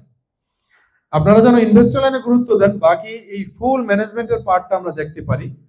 এই কারণে হলো তারা আপনাদের কারণে পার্সেন্টেজটা ছেড়ে দিছে। এখন এই পার্সেন্টেজটা আমরা যেটা মানে চিন্তা করেছি, এটা আপনাদের থেকে একটু মতামত আশা করতেছি। আমরা এটা চিন্তা করেছি হলো 20 থেকে 30%। এখন এর মধ্যে কত হইতে পারে এটা আপনারা মতামত দিবেন। যে 20 থেকে 30% হলো যারা ফুল অপারেশনে থাকবে, তাদের মধ্যে ডিস্ট্রিবিউট হবে। এখন এখানে ডিরেক্টর হিসেবে 10 জন থাকতে পারে, 15 জন থাকতে পারে। পরে ওই যে আবার যেটা বললাম যে শেয়ার হোল্ডারের মধ্যে যাদের এক্সট্রা পারফরমেন্স থাকবে তারাও আবার অ্যাড হইতে পারে। তা আস্তে আস্তে দেখা গেছে হয়তো 20 জন হয়ে যেতে পারে এক সময়। তাই এরা এই পার্সেন্টেজটা এখান থেকে প্রফিট থেকে আলাদা হয়ে যাবে। যেমন আমি যদি উদাহরণ দেই যে না, মেরিনোস প্রফিট করলো সবকিছু বাদ দিয়ে 10 লাখ টাকা। এখন এই 10 লাখ টাকার যদি 25% আলাদা করে দেওয়া হয়, তাহলে এখানে এই কত 2.5 লাখ টাকা এই 20 জন ডিরেক্টর যদি থাকে তাদের মধ্যে ভাগ হবে। এখন তাদের মধ্যে কিভাবে ভাগ হবে এটা তারা রেজুলেশনের মাধ্যমে সিদ্ধান্ত নিবে যে এই মাসে ওই 2.5 লাখ টাকা কাকে কত পার্সেন্ট দিবে। কারণ দেখা গেছে এখানে একজন শ্রম দিস, এখন তাকে 2.5 লাখ টাকার হয়তো 50,000 টাকা দিয়ে দিল, কিন্তু পরের মাসে উনি শিপে চলে গেছে, নেটওয়ার্কের সমস্যা, যোগাযোগই রাখে নাই, তাহলে কি তাকে 50,000 দেওয়া ঠিক হবে? কারণ তো কন্ট্রিবিউশনই রাখতে পারে নাই। তখন যারা উপস্থিত আছে বা যারা দেশে আছে তাদের মধ্যে আবার কে কন্ট্রিবিউশন রাখতেছে, তখন তাকে দিতে হবে ওই পার্সেন্টটা। তো এই জন্য হলো আমরা আমাদের কোম্পানি রেগুলেশনে উল্লেখ রাখবো যে এখানে প্রফিটের 20 to 30%, এটা আপনারা একটা ফিক্সড অ্যামাউন্ট বলবেন আজকে, যে 20 থেকে 30-এর মধ্যে কত করা যায়, এটা ওখানে উল্লেখ থাকবে যে এই প্রফিটের এত পার্সেন্ট ডিরেক্টররা নিয়ে যাবে। এটা উল্লেখ থাকবে এই পার্সেন্টটা ডিরেক্টরদের মধ্যে কিভাবে বন্টন হবে, এটা তারা প্রত্যেক মাসে রেজুলেশন আকারে বন্টন করবে যার যার কন্ট্রিবিউশন অনুযায়ী। এখন কে কতটুকু কন্ট্রিবিউশন রাখছে এটা কিন্তু তাদেরকে গ্রুপে জানাইতে হবে, বিশেষ করে আমরা যারা ইভ্যালুয়েট করব আমরা যেন বুঝতে পারি। এখন দেখা গেছে উনি অনেক কন্ট্রিবিউশন করছে, নিজে নিজে কাজ করতেছে, নিজে নিজে প্রচার করতেছে, পরবর্তী ব্রাঞ্চের জন্য লোকজন জোগাড় করতেছে, বাট আমরা জানিই না, তাহলে তো আমরা তাকে ইভ্যালুয়েট করতে পারবো না। এখানে এরকম না যে এটা চ্যারিটি ওয়ার্ক যে আমি একা একা করতেছি আল্লাহর জন্য, আমারে পরবর্তীতে ইভ্যালুয়েশনে আমি যেটা এক্সপেক্ট করছিলাম আমাকে তো দেওয়ার কথা ছিল, যে 25% বা 20 বা 30%-এর যেই টাকাটা আসে এইটার 40% আমি আশা করছিলাম, আমাকে দিল হলো 10%। এখন উনি যে আশা করছে, উনি যে কাজ করছে আমরা জানলামই না। এই জন্য এটা জানাইতে হবে ওই গ্রুপে যে আজকে এটা করছি, আজকে এটা করছি, বা আমার দ্বারা এতজন লোক আসছে, এটা জানাইতে হবে। তখন আমরা বুঝতে পারবো যে না, তাকে আমরা কতটুকু মূল্যায়ন করব। এখন আমাদের এখানে যারা যারা ডিরেক্টর হিসেবে মানে ফাউন্ডার ডিরেক্টর হিসেবে এখানে সিলেক্টেড হয়েছে এবং তাদের যে ক্রাইটেরিয়াগুলা, সেই ক্রাইটেরিয়াগুলো আমি একটু বলতেছি। এখানে আমাদের এই কোম্পানির ফাউন্ডার ডিরেক্টর হিসেবে সিলেক্টেড হয়েছে টোটাল 16 জন। এখন তারা মূলত তাদের যোগ্যতার মধ্যে বেশি যেটা, সেটা হলো কন্টিনিউয়াস হেড অফিসের সাথে যোগাযোগ রাখা। আরেকটা হলো ব্যবসাটাকে তারা অনেক পজিটিভলি নিছেন। যত কিছু হোক, মার্কেটে যত প্রোপাগান্ডা হয়েছে, আমি তাদের কাছ থেকে কখনো নেগেটিভ শুনি নাই, বরঞ্চ ফোন করে আমাকে আরো মোটিভেশন দিস, হ্যাঁ, যে শামীম আগায় যাও, আছি তোমার সাথে, বা স্যার আগায় যান, আমরা আছি আপনার সাথে। এই জিনিসটাকে এখানে মেইন দেখা হয়েছে। এর পরবর্তীতে কন্টিনিউয়েশন, যেটা আর কি ধারাবাহিকতা। কারণ আমরা অনেক সময় দেখেছি যে অনেকে অনেক ভালো পারফরমেন্স করতেছে 10 দিন 15 দিন, এখন তার উপর ডিপেন্ড করে আমরা একটা প্ল্যান করছি, হঠাৎ করে নাই। এখন তার এই অতিরিক্ত পারফরমেন্সের কারণে ওইখানে যে একটা শূন্যতা তৈরি হয়েছে, এতে কোম্পানির আরো বেশি ক্ষতি হয়েছে। সে পারফরমেন্স কম দেখাইলো, এত ক্ষতি হতো না আমাদের। এই জন্য বলে না যে অনেক সময় হুজুগে অনেক কিছু করে, কিন্তু পরবর্তীতে কন্টিনিউয়েশন থাকে না। হয়তো আসছে, এরপরে কারো কাছ থেকে শুই না, দেখতেছে না এটা তো অনেক রিস্কি একটা বিজনেস, অথবা বারবার এত সময় দিতে হয়, অথবা পরিবারকে ম্যানেজ করতে পারতেছে না, হঠাৎ করে উধাও। এরকম হয়েছে। আমি একটা ছেলেকে 1 মাস ধরে তৈরি করছি, 1 মাস সময় দিস, এরপরে বাড়িতে গেল, আর আসে তো আসেই না, আগের যে যোগাযোগ ছিল সেটাও বন্ধ। এই জন্য এইগুলা সমস্ত কিছু বিবেচনা করে তাদেরকে এখানে নেওয়া হয়েছে। আমি তাদের নামগুলো বলতেছি, এটা এমজি সিরিয়াল অনুযায়ী না, যেভাবে আমি লিখছি এভাবে বলতেছি। এখানে 1 নম্বরে আছি আমি, 2 নম্বরে আছে হলো আমাদের chief engineer Abdur Rahman Patwari, MG 112। 3 নম্বরে আছে হলো আমাদের ক্যাপ্টেন এইচ.এম. আলামিন, এমজি 45। 4 নম্বরে আছে হলো এমজি 79, চিফ ইঞ্জিনিয়ার ফয়সাল কবির। আচ্ছা, আমরা একটু দাঁড়ায় একটু করতে পারি, যাতে সবাই একটু চিনল। আচ্ছা, আমি নামগুলো আবার বলি। Chief engineer Abdur Rahman Patwari, MG 112। এখন আমি আব্দুর রহমানের ক্ষেত্রে বলি যে অনেকে বলছে যে মেরিনেস গ্রুপে কয়জন, প্রথম বলছে 30 জন নিবে, এবার বলছে একটা কোম্পানি থাকবে 50 জন নিবে। এখন যদি 112 নম্বরে না যেতাম, আব্দুর রহমানকে তো পাইতাম না। হ্যাঁ, তো এই জন্য ওই যে ডাক্তার জাকির নায়কও কিন্তু বলে যে কি, যে 2টি সন্তানই যথেষ্ট যদি হইতো, তাহলে জাকির নায়কের জন্ম হইতো না। সম্ভবত 7 নম্বর সন্তান জাকির নায়ক। তো এই জন্য যারা এখানে আসতেছে ডিরেক্টর হিসেবে, তাদের মধ্যে সবাই যে পজিটিভ হবে এরকম না, কিন্তু বেশি লোক থাকলে পজিটিভ লোকগুলোকে বাছাই করার নাম্বারও কিন্তু বেড়ে যায়। এই জন্য আমরা খুব শীঘ্রই নেগেটিভ লোকদের নিয়ে বসবো এবং তাদেরকে আমরা আস্তে আস্তে বিদায় দিয়ে দিব। যদি সে একদম প্রথমেও আসে, কিছু করার নাই, নেগেটিভ লোক আমরা রাখবো না আমাদের এই ফুল সিস্টেমের মধ্যে। এরা একটা হোল তৈরি করে। কিরকম?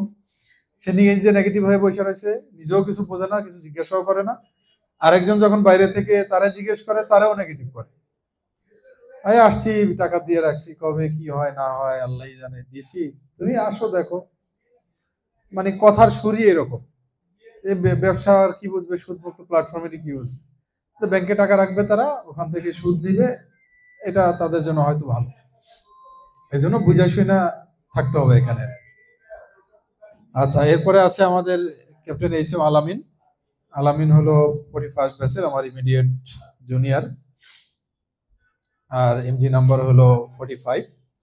সো আলামিনকে অনেক ধন্যবাদ। আসলে আলামিনের এই যে প্রাথমিক একটা সাহস বা প্রচেষ্টা, এটার কারণে আমরা এটা করতে পারছি।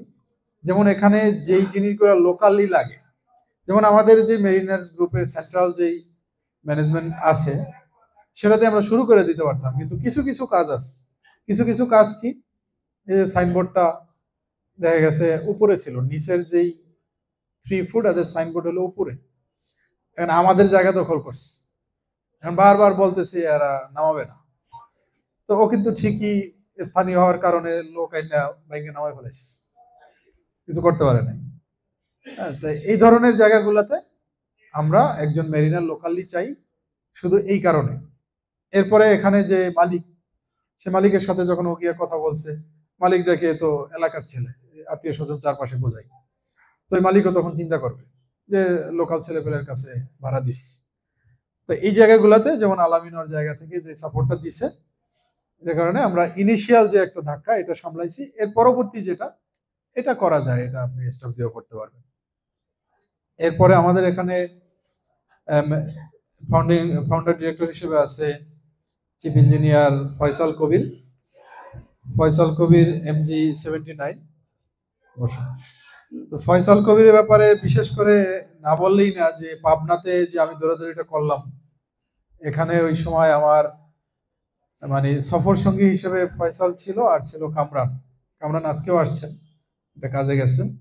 তা কামরান কিন্তু চট্টগ্রামে শহরে জব করে, এবং ওর কিন্তু শিপে বিভিন্ন ডিউটি থাকে, যেহেতু ইঞ্জিনে বিভিন্ন ধরনের ওভারহোলিং, বিভিন্ন জায়গায় অডিট করা, এগুলোর মধ্যেও 3 দিনের মতো ওখান থেকে ছুটি নিয়ে চলে আসছে, এবং এই ফুল টাইম সে আমার সাথে পাবনাতে ছিল। ওইখানে কয়েকটা জায়গায় কিছু রিস্কি সিচুয়েশন আমরা পার করছি, বিভিন্ন ধরনের হামলা হয়েছে, মারামারি হয়েছে। এই সমস্ত জায়গায় ফুল টাইমটা কিন্তু আমার সাথে, সেই চট্টগ্রাম থেকে আসছে, চাকরির ইটা বাদ দিয়ে তারপরে আসছে। লাস্টে এরকম হয়েছে যে মানে ওখানে না গেলে সমস্যাই হয়ে যাবে। হ্যাঁ, তারপরে যেমন ওখানে গেছে, যাওয়ার পরে ওই একটা কি লাইনারের সমস্যা হয়েছিল, পরে ওইটা নিয়ে এঙ্গেজ হয়ে গেছে। এই যে আবার একটু ফ্রি হয়েছে, এই চট্টগ্রাম থেকে সবার আগে আসছে আজকে। তো এটা হলো আসলে মানে ইচ্ছা আর কি। আমরা যে বিভিন্ন ধরনের অজুহাত দেখাই যে না ফ্যামিলির কারণে আসতে পারতেছি না, মেরিনারও যেটা করে আর কি। হ্যাঁ, এই অজুহাত গুলা থেকে বের হয়ে আসতে হবে যদি নিজেদের প্রতিষ্ঠান চাই, আর যদি মনে করি যেমন একটা প্রতিষ্ঠান প্রয়োজন যেখানে আমরা সি কুইট করব, বা প্রেস্টিজিয়াস কোনো একটা জায়গায় নিজেদেরকে এঙ্গেজ করব, যেটার উপর ভিত্তি করে একটা সময় আমরা শহরে সেটেল হইতে পারবো, তাহলে এই ধরনের অজুহাত বাদ দিতে হবে। হ্যাঁ, ফ্যামিলিকে বুঝায় যদি আমি 6 মাস 8 মাস শিপে থাকতে পারি, আমি নিজের প্রতিষ্ঠান দাঁড় করানোর জন্য তাকে বুঝাইতে পারবো না, এটা ইম্পসিবল। দ্যাট মিনস ফ্যামিলি ঠিকই আমাকে বলতেছে, আমিই যেতেছি না। তো এই জন্য কামরান যদি আসতে পারে ওখান থেকে, আরো কিন্তু অনেকে আছে দেশে আসলে, কিন্তু আমাদের মেরিনারদের কাজ অত বেশি থাকে না। কামরান কিন্তু একটা জায়গায় জব করে, সে জব রেখে আসছে। আর ফয়সাল কিন্তু আসছে মাত্র 7 দিন শিপ থেকে আসার পরেই সে এই মেরিনার্স গ্রুপের এই ঝামেলা নিয়ে, মামলা মোকদ্দমা নিয়ে, এটা নিয়ে এঙ্গেজ হয়ে গেছে। ফয়সাল আমাকে বলতেছে, স্যার বাড়িতে গেল মেরিনার্স গ্রুপ, বাইরে আসলো মেরিনার্স গ্রুপ, এখন রাত্রে ঘুমাইলে স্বপ্নেও দেখি মেরিনার্স গ্রুপ। এখন ফ্যামিলির সাথে মানে পার্সোনাল আলোচনা কি করব, এই মেরিনার্স গ্রুপ নিয়ে আলোচনা করি সারাদিন। এমন ভাবে জিনিসটার মধ্যে ঢুকে গেছে। এখন ও এত কিছু দেখার পরে, এই যে থানা পুলিশ এত কিছু করার পরেও ও নেগেটিভ হচ্ছে না, ও আরো পজিটিভ হচ্ছে। আর একজন শিপে থেকে দূরে থেকে যে কোনো কষ্টই করলো না, সে কিছু টাকা দিয়ে সে ওখান থেকে বিশাল নেগেটিভ হয়ে গেছে। তাদের তো এতটুকু বোঝা উচিত যে যেই সমস্ত ছেলেগুলা ওখানে কন্টিনিউ সময় দিতেছে, তারা কেন পজিটিভ হইতেছে। তাহলে আমি ওইভাবে কিছুদিন দেখি যে এখানে কি চেষ্টাটা চলতেছে। তো এই জন্য আমি ফয়সালকে এটার জন্য ধন্যবাদ দিব। ফয়সাল এই যে কিছুদিন বাইরে থেকে একটু বেড়ায় আসলো, এখন আবার গিয়ে কালকে থেকে আবার শুরু করবে। পাবনার যেই কিছু কাজ বাকি আছে এগুলো আবার কালকে থেকে শুরু করবে। সো পাবনাটা আমাদের জন্য যেমন বলতে পারেন একটা সূচনা ছিল, যদি সিরাজগঞ্জ না নিতাম তাহলে হয়তো পাবনায় আমাদের জন্য সমাপ্তি হইত। তা আল্লাহ তাআলা চাইছেন বলেই এই সিরাজগঞ্জের এই ফ্যাক্টরিটা আমাদেরকে দিয়েছেন, এবং যারা আমাদের পেছনে লেগেছিল আমরা যেন দাঁড়াইতে না পারি, তারা কিন্তু যখন দেখছে সিরাজগঞ্জ থেকে আমাদের একদিনে 5 ট্রাক মাল বেরোয় গেছে, এরপরে কিন্তু তারা বিভিন্ন গ্রুপ থেকে লিভ নিচ্ছে। তারা এখন হতাশ যে এত কিছু করার পরেও এটা প্রোডাকশনে চলে আসলো।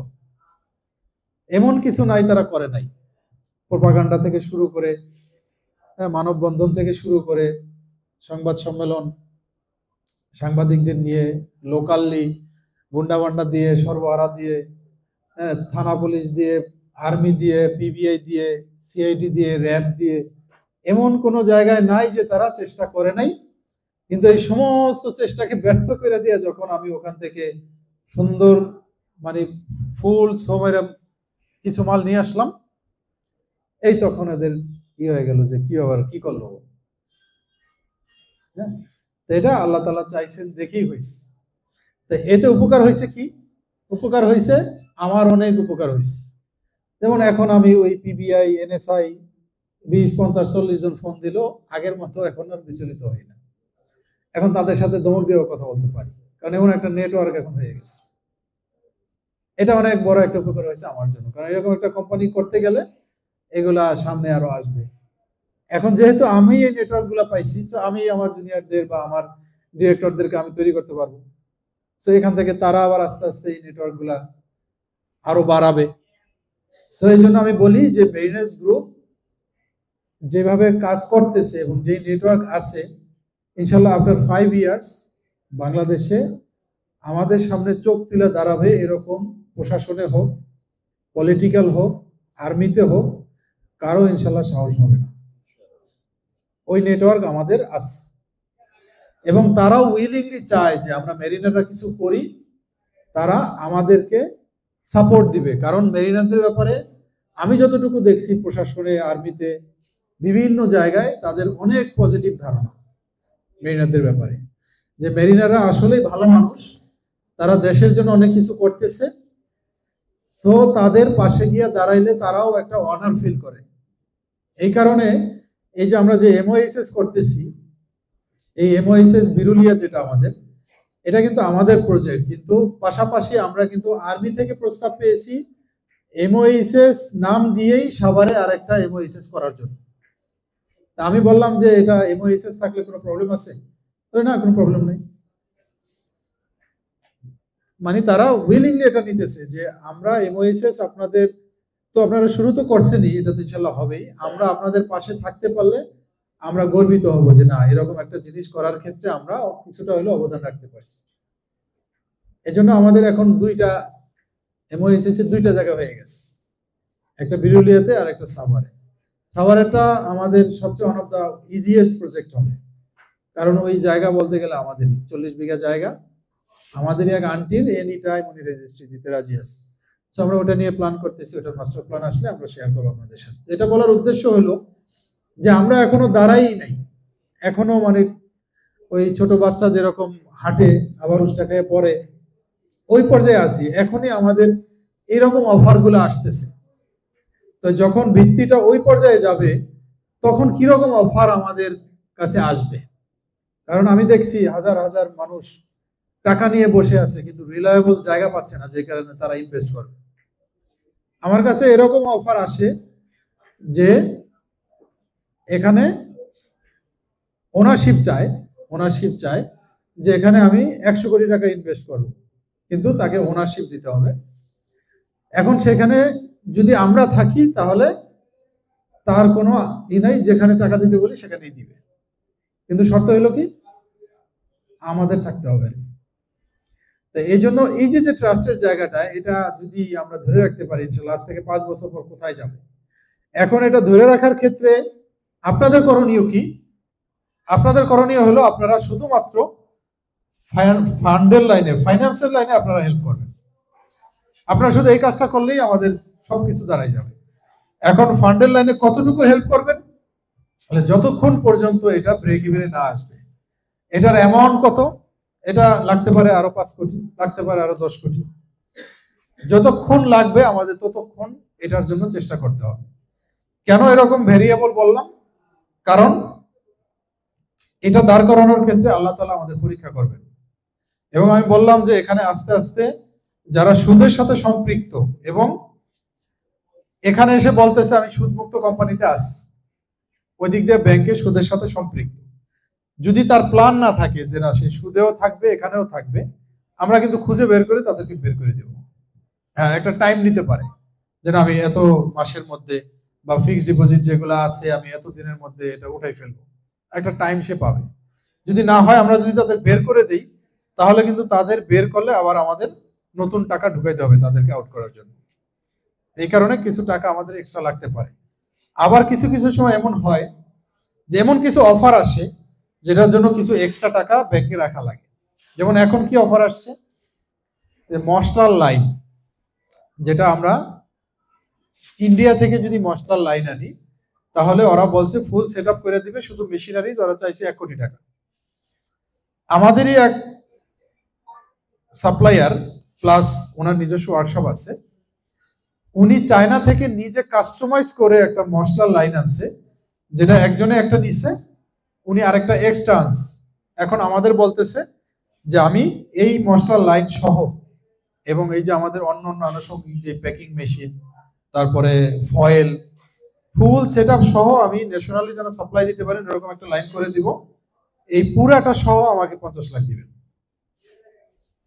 এখন 50 লাখ টাকা হলে যদি আমি ন্যাশনাল সেট আপে মশলা ঢুকাইতে পারি রাধুনির মতো, তাহলে এই বিজনেসে মেরিনাররা না এসে তারা যাবে কোথায়? এই গেটওয়ে কিন্তু এই মেরিনার্স গ্রুপে ওপেন হইতেছে। এখন তারা যদি এখনই বলে যে প্রফিট কবে আসবে, প্রফিট কবে আসবে, এই প্রফিট তো শুধু পাবনার মধ্যে আমরা একটু বেকারি করে সেখানে 2-4 জন লোক নিয়োগ দিয়ে আমরা দোকানে দোকানে দিয়ে আমরা তো ওই ছোট্ট জায়গায় প্রফিট নিয়ে আসতে পারতাম।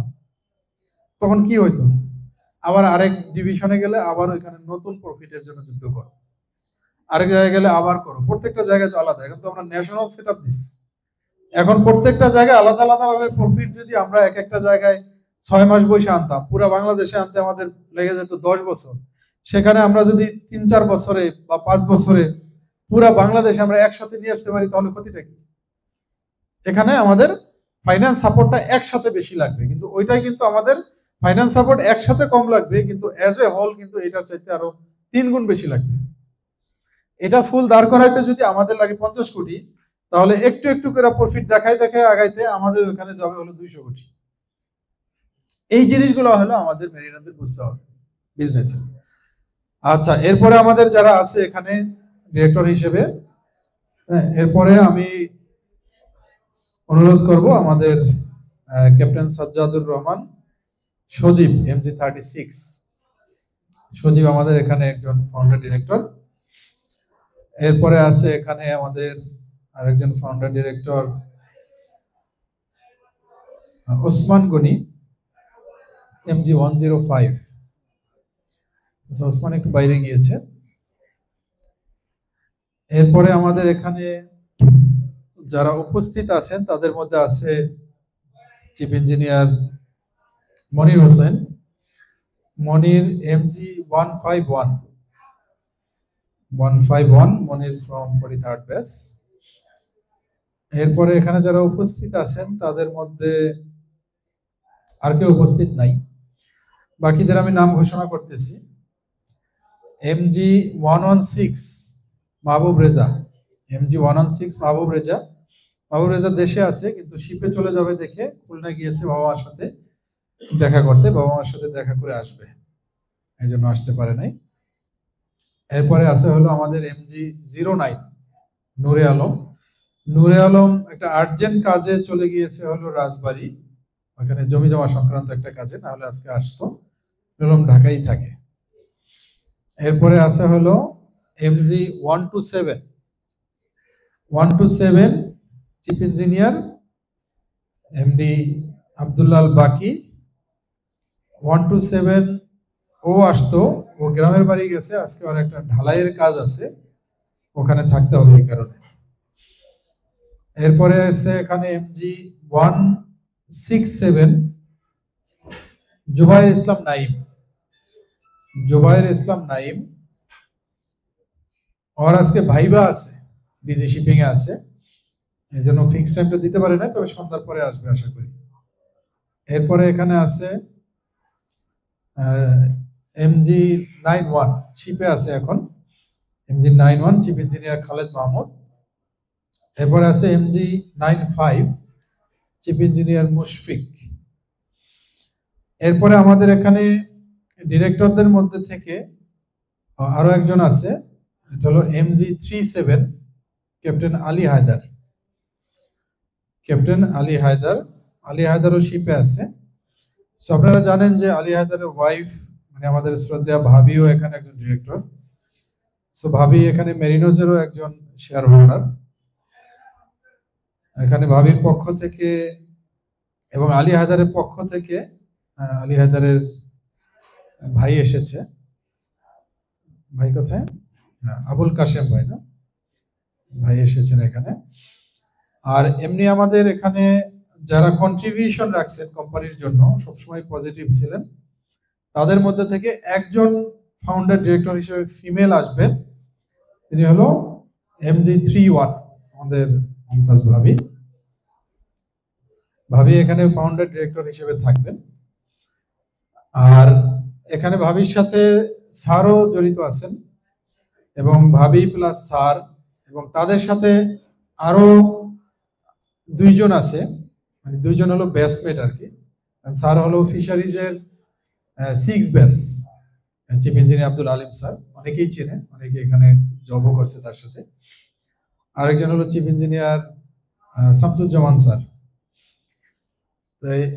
স্যার দুইজন এবং ভাবি দুইজন, তারাই কিন্তু আমাদের এখানে 4 জনই ডিরেক্টর, এবং তারা অনেক প্রথম থেকে আছে, এবং আলহামদুলিল্লাহ 4 জনও কিন্তু 40,000 শেয়ার নেওয়া ডিরেক্টর, এবং মানে সবাই কিন্তু অল ফুল পেইড। তারপরেও যখন সিরাজগঞ্জের কথা আমি বলেছি, সেখানে কিন্তু তারা এক্সট্রা কন্ট্রিবিউশন করছে, এবং যে কোনো সময় যে কোনো কিছু বললে কিছু না কিছু করার চেষ্টা করে। তারা কিন্তু তাদের বলতে গেলে লাইফের ইনকামের অনেক বড় একটা অংশ কিন্তু মেরিনাস গ্রুপে দিয়ে দিচ্ছে। এমনকি তাদের পরবর্তী স্বপ্ন কিন্তু এটাকে ঘিরে। তো এই জন্য এত কিছু করার পরেও, এই যে পাবনার এগুলা শোনার পরেও স্যার আমাকে ফোন দিয়ে বলে যে শামীম, তোমার পাশে আছি আমরা, আগে যাও। তখন আসলে নেগেটিভ যারা বলে তাদের জিনিসগুলো মাথায় থাকে না। আচ্ছা, আমাদের এখানে ফাউন্ডার ডিরেক্টরদের মধ্যে আরেকজন একটু বাইরে গিয়েছিল, ওসমান গনি। ওসমান গনি MG105, ওসমান গনি, এই হলো আমাদের ফাউন্ডার ডিরেক্টর। এখন এই যে ফাউন্ডার ডিরেক্টর যাদের নাম বললাম, টোটাল এখানে আসতেছে 16 জন। এখন এই 16 জনের মধ্যে এই 20 থেকে 30% এই প্রফিটটা ডিস্ট্রিবিউট হবে। কিভাবে হবে এটা 16 জন ডিসাইড করবে, কিন্তু এই ডিসিশনের মধ্যে ছোট্ট একটু ব্যারিয়ার আছে, সেটা হলো এই পার্সেন্টের যেই অ্যামাউন্টটা, এইটার 100%-এর লেস দেন 2% কাউকে দেওয়া যাবে না। মানে 2% সে ডিরেক্টর হওয়ার কারণেই অনার হিসেবে এমনিই পাবে, সে কোনো কাজ না করলেও, কারণ সে অতীতে করছে দেখে তো এই পর্যন্ত আসছে। এরপরে যদি সে মান্থলি কন্ট্রিবিউশন রাখে তখন এক্সট্রা পাবে। সেটা এমনও হইতে পারে যে কোনো মাসে একজনেই হয়তো এখান থেকে 30% পেয়ে গেছে, একজনই হয়তো 40% পেয়ে গেছে। এটা ডিপেন্ড করে তার কন্ট্রিবিউশনের উপর, এটা আমরা ইভ্যালুয়েট করবো আর কি। আচ্ছা, এখন এই 20 থেকে 30 আমি যে রেঞ্জটা বললাম, এখানে আপনারা মতামত দেন এটা কত হইতে পারে। 20%, 25%, 30% কত হইতে পারে, আপনারা একটু মতামত দেন। এই পাশ থেকে একটু মতামত। আচ্ছা, তুমি তো ডিরেক্টরই, যারা ফাউন্ডার ডিরেক্টর না তাদের ভিতর থেকে শেয়ার হোল্ডার যারা আছে তারা একটু মতামত দেই, এটা 20 to 30 কত পার্সেন্ট হইতে পারে। মাইকটা একটু দিয়ে দাও, এবং এটার ব্যাপারে কোনো মতামত থাকলে সেটাও আপনারা দিতে পারেন এখন। আসসালামু আলাইকুম স্যার, আমি স্যার আব্দুল্লাহ ফারুক। তো স্যার আমি মনে করি স্যার এটা 20% বা 25%-এর মধ্যে রাখলে ভালো। স্যার আমি আব্দুল্লাহ আল ফারুকের আব্বা, আমি মনে করি এটা 25% হওয়া উচিত।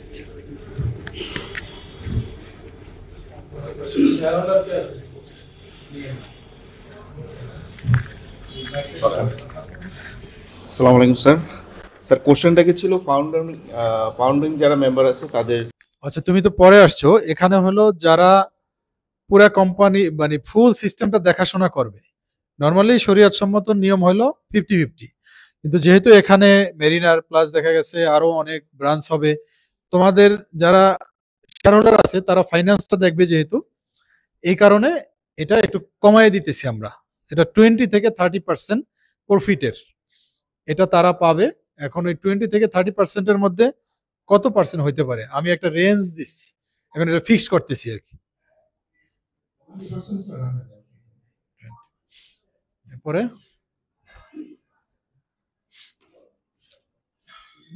পাশে যে আছে না, আসসালামু আলাইকুম।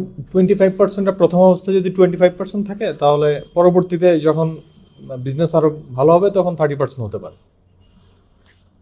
আচ্ছা এরপরে আমি মনে করছি 25% নাও অ্যান্ড আফটার 30% ওকে। নাও 25%, আপনার 30%। ওকে, ইয়া মামুন। আমি S M Nurul Hasan, 44 batch.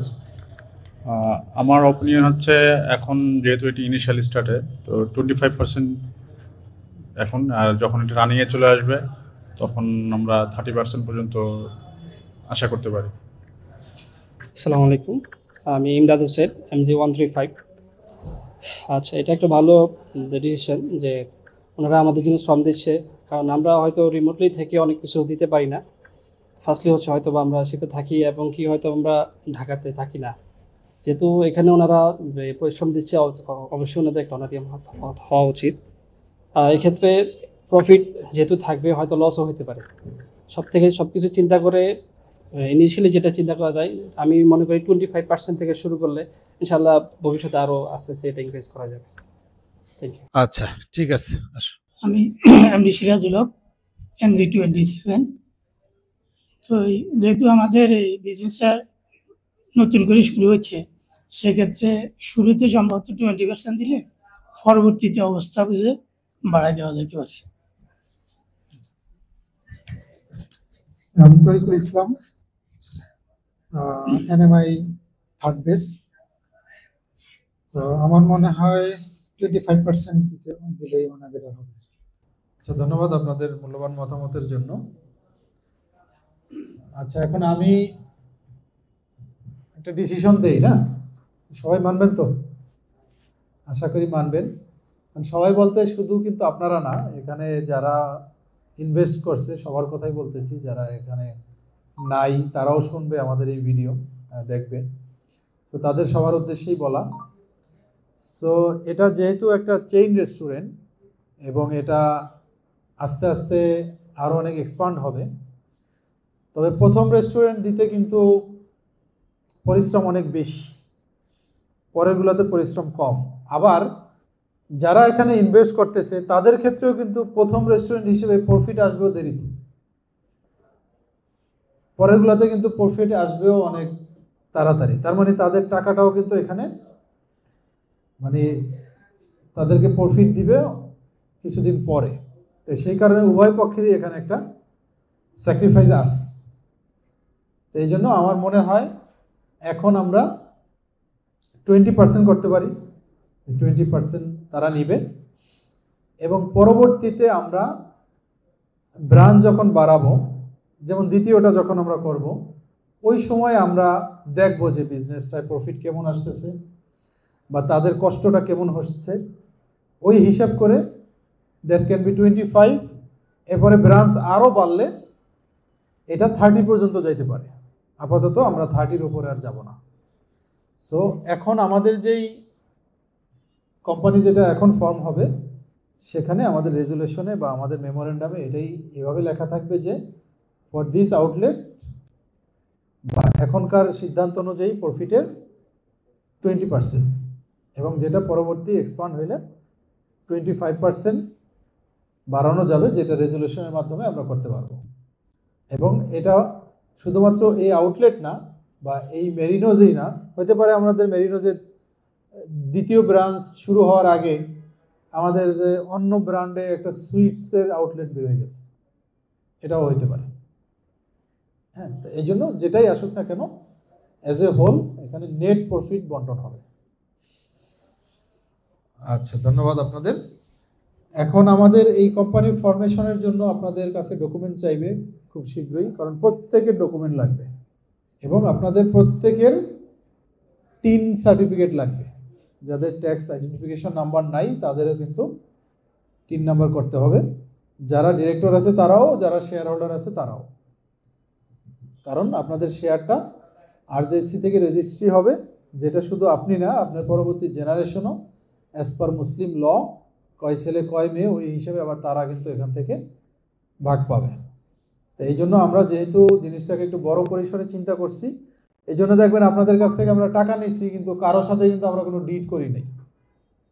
কারণ ডিডটা করবো কার সাথে?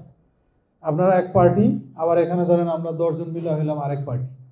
সো আমরা যদি আরেক পার্টি হই, আমরা তো তারপরেও তো এখানে প্রোপ্রাইটরশিপের মতো হয়ে যায় নিজেরাই। কারণ সবাই যদি বলে যে না আপনারা 10 জনে একত্রিত হয়ে একটা সিন্ডিকেট করে আপনারা এটা করছেন, এখন তারা যদি আইনের আশ্রয় নিতে চায় খুব বেশি কিছু করতে পারবে না। কিন্তু এখন যেহেতু কোম্পানির ফরম্যাটে গেছে, কারো প্রতি যদি অন্যায় করা হয় এটা অটোমেটিক অডিট রিপোর্টে চলে আসবে। তো এই জন্য আমরা কোম্পানি ফরমেশনে চলে গেলাম এবং পরবর্তী আমাদের লোকজনগুলো ঢুকবেও হলো ঠিক ওইভাবে, যাতে সবার সাথে একটা সমতা বিধান করা হয়। আচ্ছা, এখন আমি কিছু ওপেন প্রশ্ন নিব হ্যাঁ আপনাদের পক্ষ থেকে, কারণ অনেকেই এখানে নাই, তারা হয়তো প্রশ্ন করতে পারে তাদের জায়গা থেকে। সো আমরা একটা লাইভ সেশন করতে চেয়েছিলাম এই জিনিসগুলো নিয়েই 3টা থেকে 4টা, যেটা হয়তো আর পসিবল হবে না, কারণ এই বিশাল আলোচনা আবার করা পসিবল না। তো এটাই আমরা সুন্দর করে ভিডিও আকারে আমরা ফেসবুকে দিয়ে দিব, যাতে অন্যান্য যারা আছে সবাই দেখতে পারে। এবং এখানে আমরা লোক নিব হলো 100। আমরা কিন্তু এখানে শেয়ার সংখ্যা প্রথমে বলেছিলাম, শেয়ার সংখ্যা হবে 100, কিন্তু আমরা যেহেতু আরজেএসসি ফরমেশনে যাচ্ছি, এখানে আমাদের একটা নাম্বারও ফিক্স করতে হবে যে আমরা কয়জন নিব। আমরা 100 নিব এবং আমরা চাই এই 100-র মধ্যেই যেন আমরা সীমাবদ্ধ থাকতে পারি। পরবর্তী যে কোনো ফান্ডিংয়ে সবাই আগায় আসি, যার যার ফাইন্যান্স বুঝে।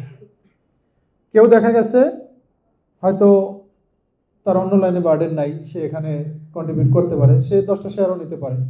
এখন যখনই সে শেয়ার নিবে তখনই কিন্তু আরজেএসসিতে তার এই শেয়ারটা অ্যাড হয়ে যাবে এবং তার প্রফিট কিন্তু তখন ওই হিসেবে আসবে।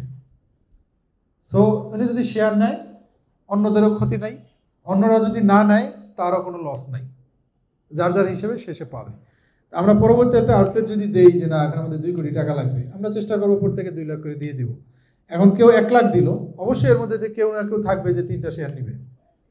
সো আমাদের 100 একটা কমপ্লিট নাম্বার, যেই নাম্বারটা আমরা কমপ্লিট করে এই ফুল আমাদের পাবলিক লিমিটেড কোম্পানিটা আমরা ফ্রিজ করতে চাই এখানে। কিন্তু ওই যে শর্ত একটা, সুদমুক্ত থাকতে হলে যদি এমন হয় যে না আমাদের আরও 5 জন নেওয়া লাগতেছে, then will break this policy. সুদমুক্ত থাকার জন্য যে কোনো পলিসি ব্রেক করতে হলে আমরা সেটা ব্রেক করব, এটা হলো আমাদের একটা পলিসি।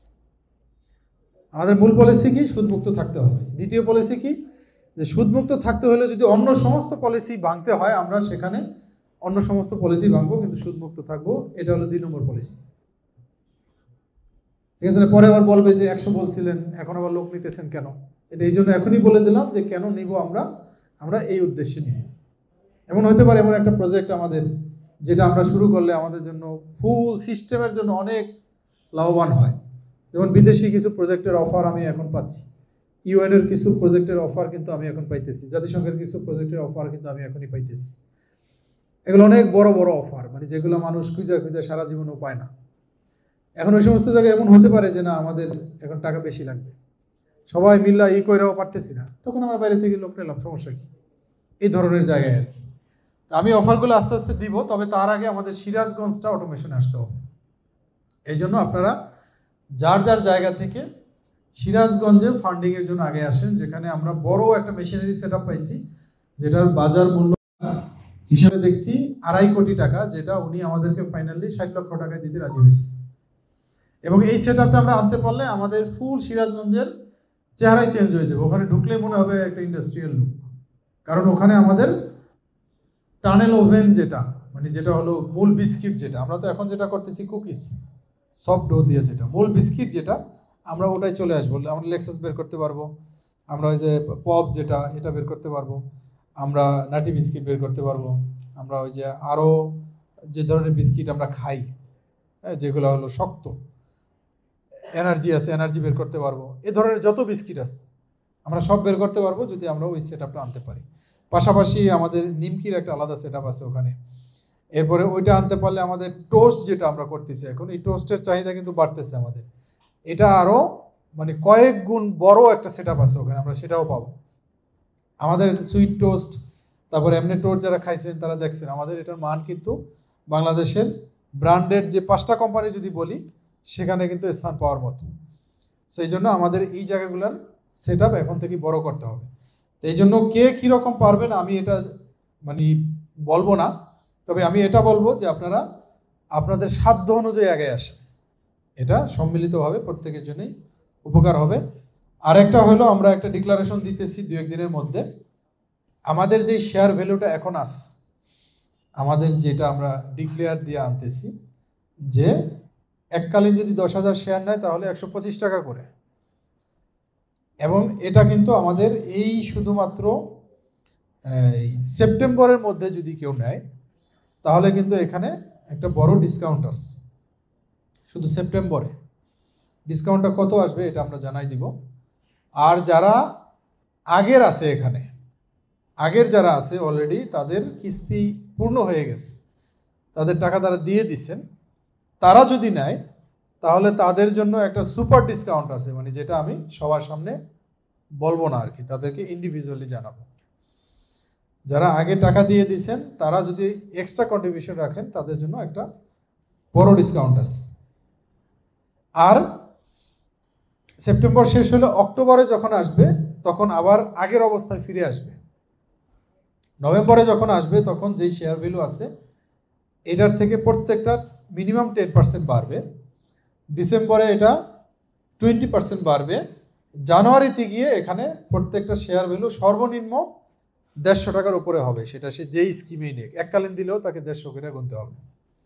আর যদি সে কিস্তিতে যায় তাহলে এটা বাড়বে, বাড়তে বাড়তে হয়তো এটা 185 পর্যন্ত যাবে। সো এই জন্য যারা শেয়ার নিতে চাচ্ছেন বা এখন যারা লাইন আপে আছেন বা দেখতেছেন যে দেখি কোম্পানির কি হয়, হ্যাঁ সিরাজগঞ্জে কি হয়, এটা সেটেল হোক তারপরে নিব, বেসিক্যালি সিরাজগঞ্জের এটা আমাদের বুস্ট আপ করার জন্য এই টাইম ফ্রেমটা আমরা রাখছি।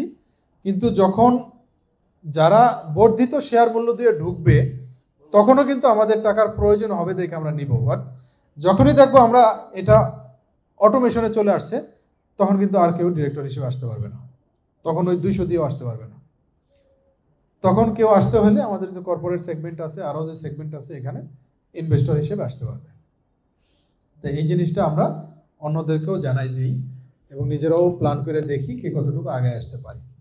এই ছিল আমার আজকের ফুল পলিসি, এবং এটা আমরা কাগজপত্র আপনাদের দিব। আমাদের সব কাজগুলো অনলাইনেই হবে, আপনারা সিগনেচার করে করে দিয়ে দিবেন। আর এখন আমি আপনাদের কাছ থেকে ওপেন প্রশ্ন নিব, তারপরে নামাজ বাকি আছে, খাওয়া দাওয়া বাকি আছে। এরপরে আমাদের অ্যাকাউন্ট ডিপার্টমেন্ট থেকে আপনাদেরকে দেখাবেন যে আমরা যেই কয় টাকা উঠাইছি এই কয় টাকা আমাদের কোথায় কোথায় খরচ হয়েছে, একদম ভাউচার সহ আপনাদের কাছে নিয়ে আসছেন, সমস্ত কিছু দেখাবে, যেটা আমরা পরবর্তীতে আস্তে আস্তে যদি ফাইন্যান্স যেভাবে করতে পারি বা এটা অটোমেশনে যায় আমরা সফটওয়্যারে নিয়ে নিব। সমস্ত হিসাব নিকাশ আমাদের তখন সফটওয়্যারে আসবে। এখন পর্যন্ত যেটা হয়েছে উনি একটু পরে দেখাবেন। এখন ওপেন প্রশ্ন করেন, আমি উত্তর দেব ইনশাল্লাহ। আমি আশা করি সব মোটামুটি আমাদের যে কমন কোশ্চেনগুলো ছিল ওগুলো আনসার হয়ে গেছে।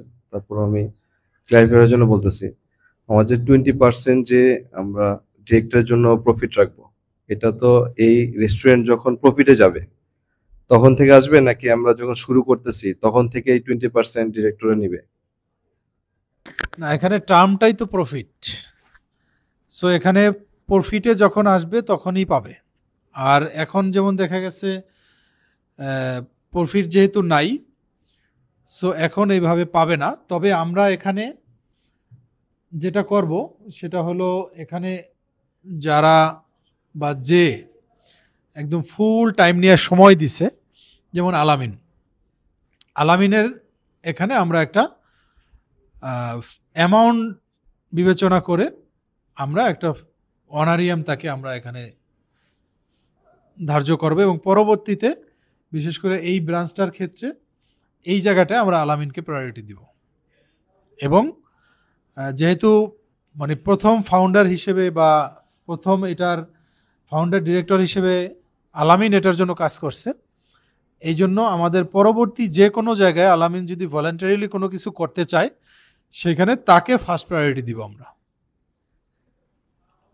হ্যাঁ, আরেকটা হলো যারা এখানে ম্যানেজমেন্টে আসছে ডিরেক্টর হিসেবে, তাদের ক্ষেত্রে আমরা রেকমেন্ড করতেছি হলো 5টা শেয়ার। তাদের 5টা শেয়ার একটা সময়ের মধ্যে তাদের নিতে হবে। এর মধ্যে অনেকেই নিয়ে নিছেন, আর যারা নেয় নাই তারা একটা টাইমের মধ্যে নিয়ে নিতে হবে তাদের। আর এই 5টা শেয়ার নেওয়ার ক্ষেত্রে এইখানে যারা বেশি কন্ট্রিবিউশন রাখছে, ডিরেক্টর আলোচনা করে দেখবে যে এই জায়গাটায় আমরা আলামিনের ক্ষেত্রে কি করতে পারি, এবং যারা এটা নিয়ে বেশি সময় দিছে সেইখানে আমরা তাদেরকে কতটুকু, মানে আমাদের জায়গা থেকে তাদের জন্য কতটুকু করতে পারি আর কি। কারণ বেসিক্যালি আমরা যখন প্রফিটে যাব তখন যদি আমরা প্রফিট দেই, তার মানে তারপরেও কিন্তু কাজ আছে। তার মানে যেই মাসে প্রফিটে গেল ওই মাস থেকে সে প্রফিট পাইলো, কিন্তু এই যে আগের যে 6 মাস কাজ করলো এটার কি পাইলো? এটা বিনিময়ে তো কিছুই পাইলো না। তো এটার জন্য হলো আমরা ওই জায়গাগুলো রেখে দিছি আর কি, যে ওই 5টা শেয়ারের ওইখানে আমরা কয়টা শেয়ার তাদেরকে একটা অনারস্বরূপ দিতে পারি, বা দেখা গেছে একটা অনারিয়াম, একটা ফিক্সড একটা অ্যামাউন্ট দিতে পারি, বা একটা হ্যান্ডসাম একটা গিফট দিতে পারি। এটা আমরা আলোচনা করে তাদেরকে এটা দিব ইনশাল্লাহ। এবং ওটা যেটা বললাম যে পরবর্তী যে কোনো ক্ষেত্রে তাদের প্রায়োরিটি বা তাদের রেসপেক্টটা যেন আমরা ধরে রাখতে পারি। আর কোনো প্রশ্ন আছে? ইনশাল্লাহ আমাদের 12 তারিখে ওপেনিং, তো এরপর থেকে আমাদের ইনিশিয়ালি লাভ হোক লস হোক যেটাই হোক, তো এই লাভ লসটা কি আমাদের শেয়ার হোল্ডারদের কাছে উপস্থাপন করার কোনো ব্যবস্থা থাকবে কিনা? এটা অনেক সুন্দর প্রশ্ন। আমাদের এখানে আমরা এখন পর্যন্ত যেটা প্ল্যান করেছি যে 6 মান্থ আমরা একটা টার্গেট নিয়েছি, যে 6 মাসের মধ্যে আমাদের এটাকে আমরা লাভে আনবো ইনশাল্লাহ।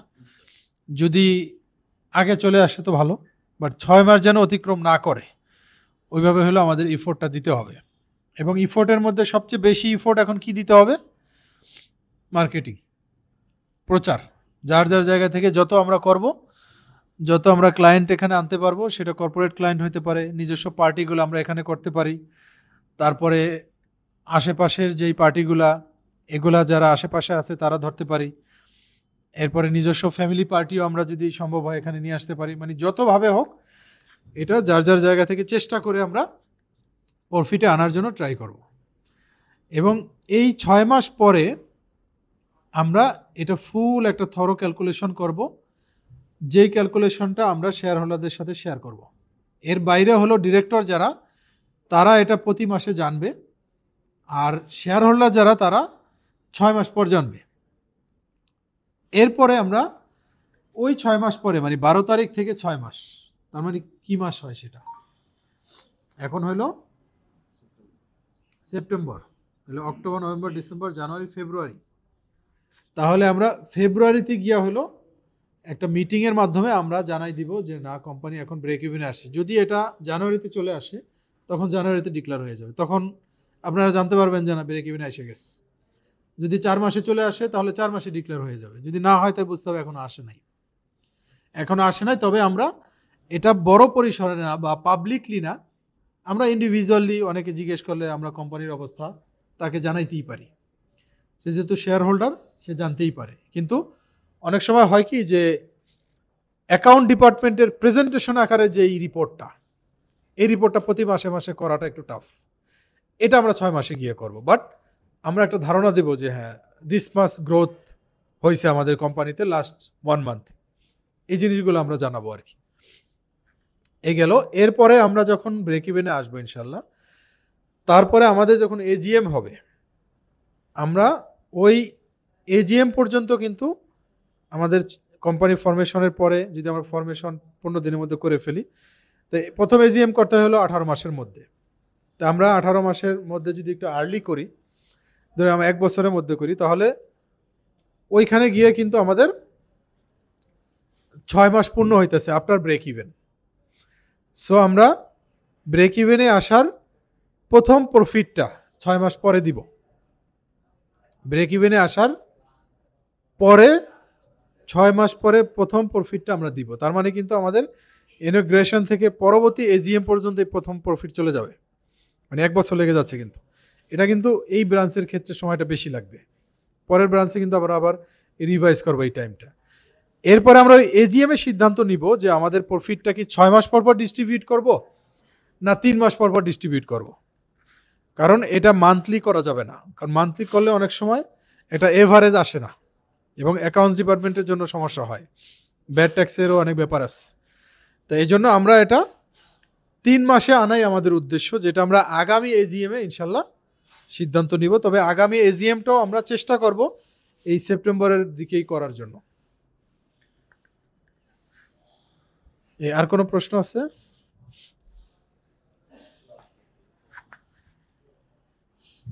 আচ্ছা, আমাদের লাঞ্চ দিবে কোন জায়গায়?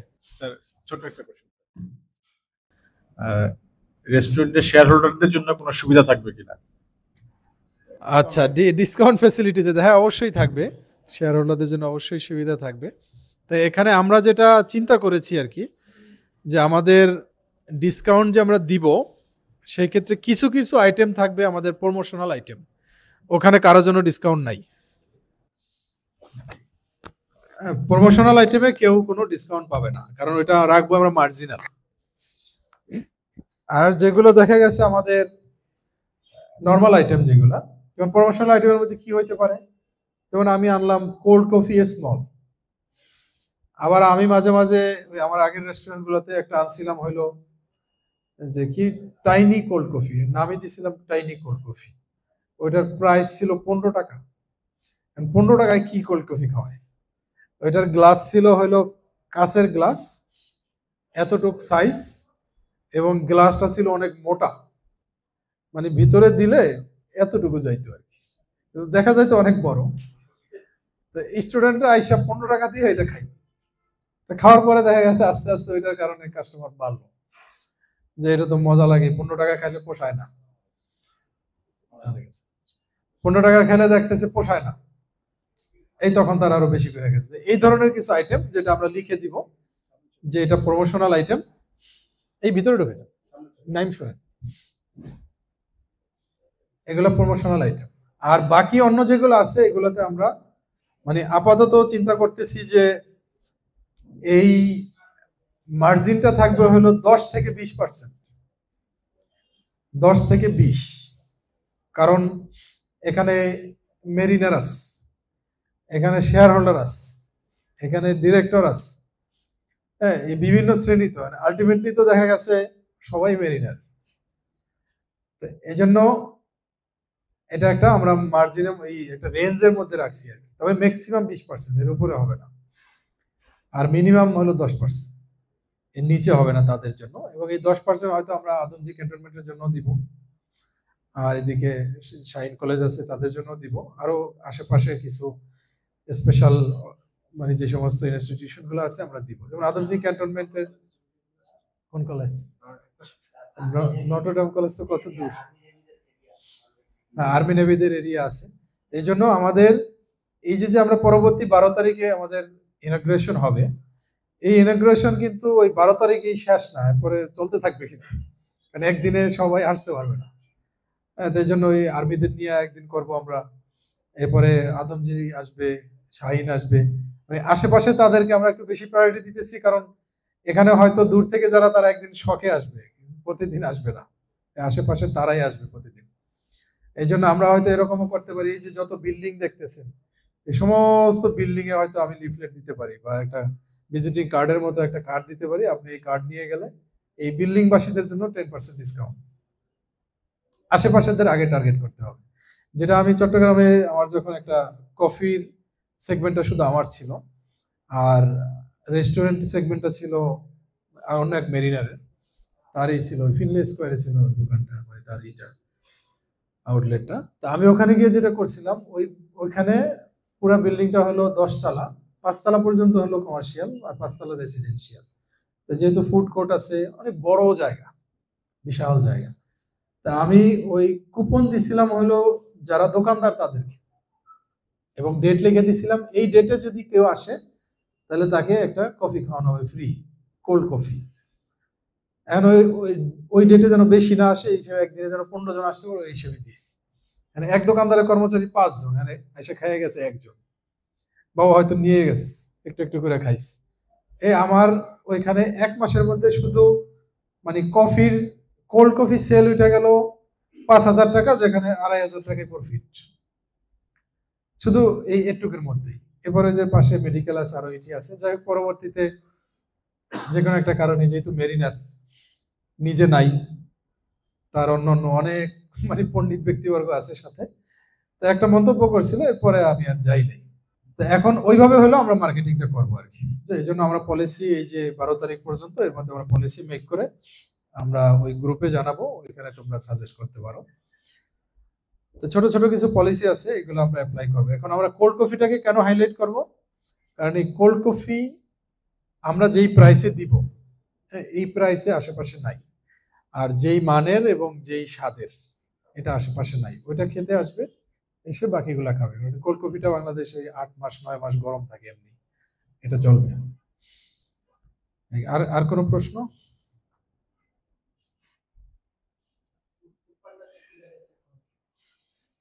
হ্যাঁ, ফুড পান্ডা এগুলো আস্তে আস্তে করে ফেলবে। আর ফুড পান্ডা, তারপরে আর কি কি আছে? হ্যাঁ, ফুডি আছে, পাঠাও আছে। হ্যাঁ, এগুলোতে আস্তে আস্তে ওই ম্যানেজার আছে, এরা এগুলোতে এক্সপার্ট আছে, এরা করে ফেলবে। আচ্ছা, আমরা তাহলে নামাজের বিরতি নেই, এর মধ্যে ওরা লাঞ্চ দিয়ে ফেলুক। লাঞ্চ করে নামাজ না? ঠিক আছে, তাহলে আমরা লাঞ্চটা করে নিই, কারণ টাইম হয়ে গেছে। তারপর আমরা নামাজ পড়ে আবার আসবো। আসার পরে আমরা আমাদের যারা স্টাফ আছে, স্টাফদের সাথে পরিচিত হব, সে বা অন্যান্য যারা আছে তাদের সাথে পরিচিত হবো ইনশাল্লাহ। আর আমরা মেনু নিয়ে তখন কথা বলবো, যে আমরা মেনু নিয়ে কি প্ল্যানটা করেছি। আর আরেকটা জিনিস মনে রাখতে হবে, সেটা হলো আমরা যে অ্যাকাউন্টসের ওটা কিন্তু দেখবো আমরা আর কি, হিসাব নিকাশটা। ঠিক আছে তাহলে, সো এনজয় ইউর লাঞ্চ। আসসালামু আলাইকুম। Mariners Group, a business revolution for the mariners community.